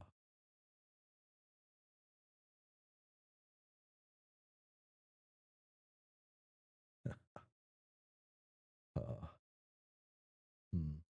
Okay. I did go on a little longer than I intended, but oh, Arena X Calliope X Cancri X Dave.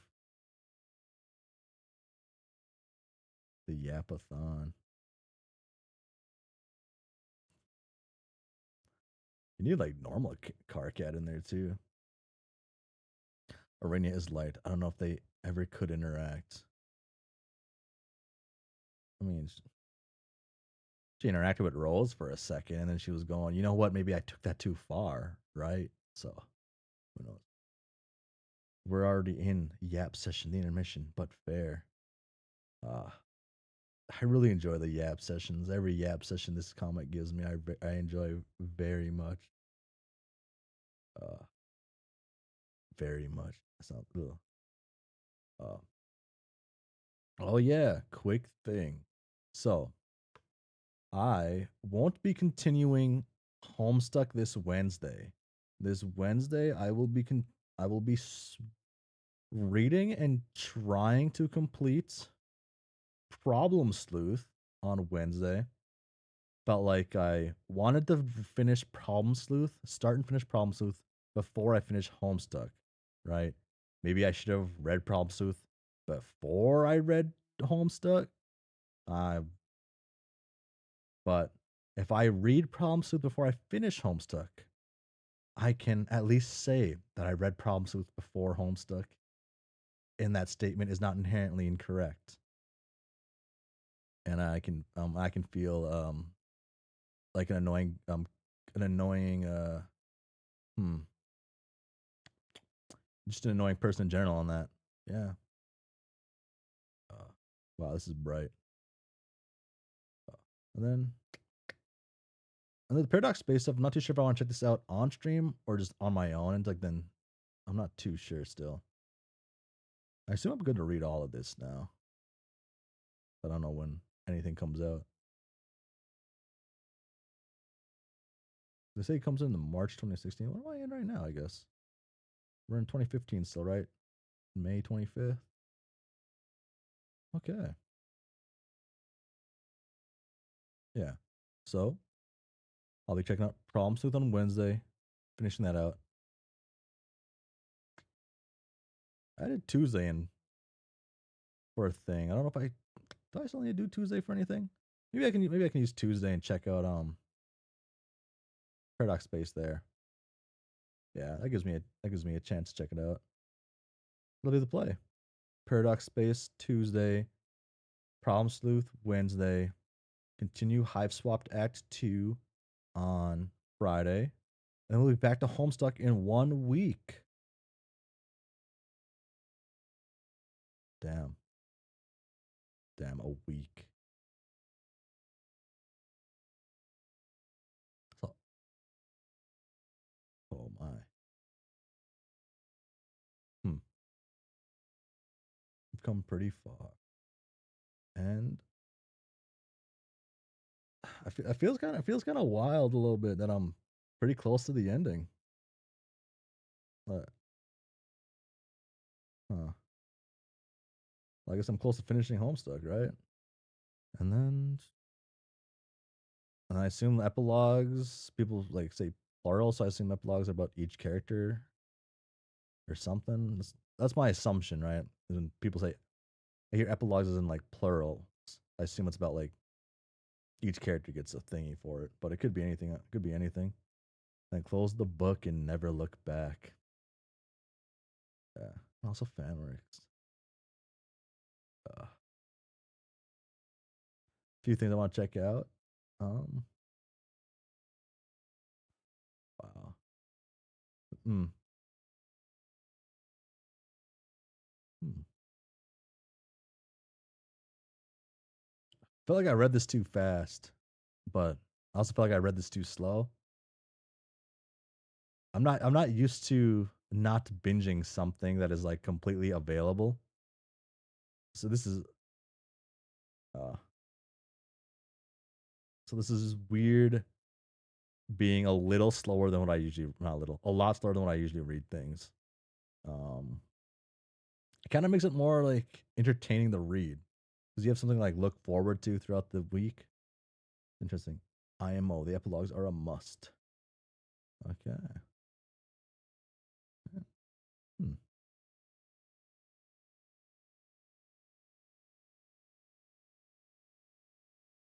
Oh, shit. No, wait.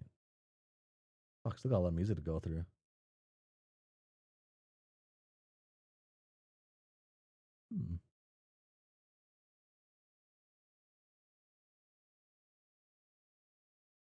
A lot.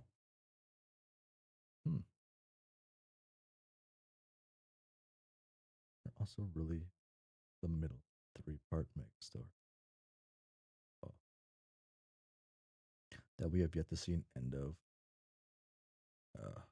I like to think of things and like how like Zatch Bell is kind of. Zatch Bell has, you have that first story which is a story, and like Zatch Bell 2, you don't think of it as like being part of the same story, but as a completely different story that's just like continues it in a sense. I don't know if that makes sense how I'm wording it. Because it changes certain things from the main story, right?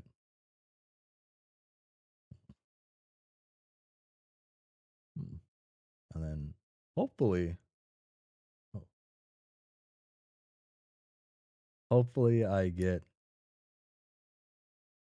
to play Hive Up Act 3 right when it comes out. Something I'm looking forward to. Get the card away. Actually, probably should actually fully end stream here. I think I don't have anything else to talk about to mention real swift. Did you like Act 2? Of what I played for a couple hours on Friday, and I had like,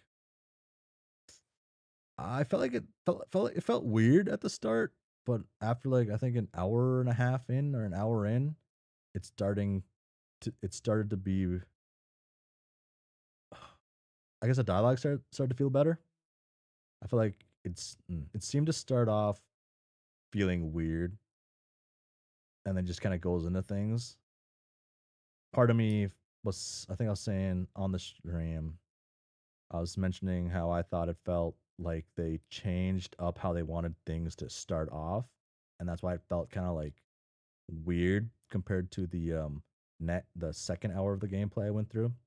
First hour felt like they just like change something major in that start to do certain things.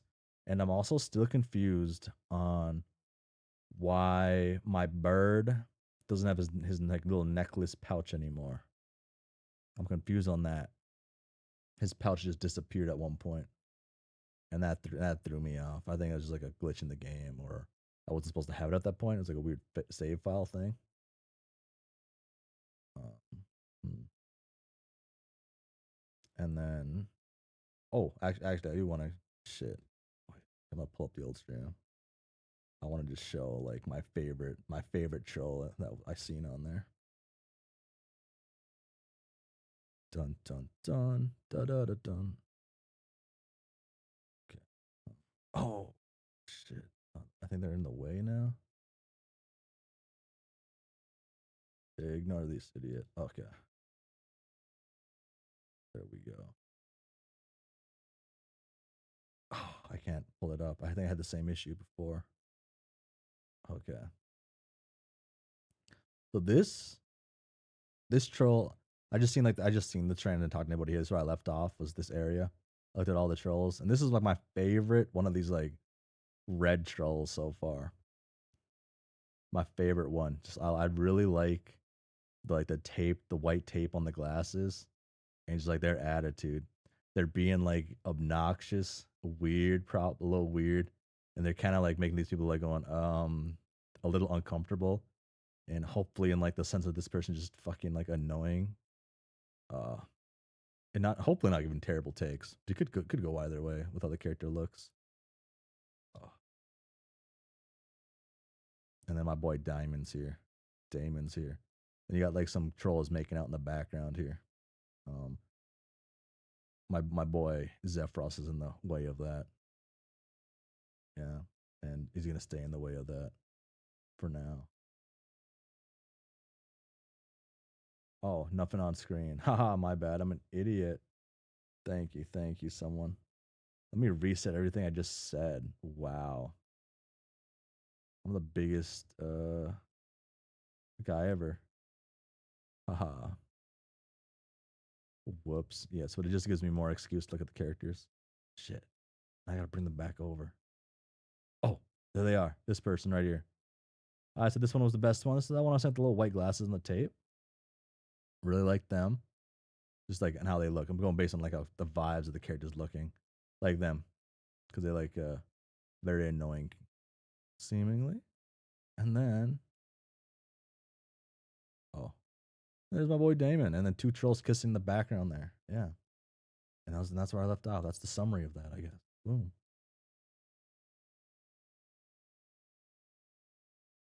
Okay. I think for realsies this time, I have to sign off. It is 10 p.m. in the real people's time zone. So if it's not 10 p.m. for you, you're living in a fake place. I'm sorry. So for realsies, bye.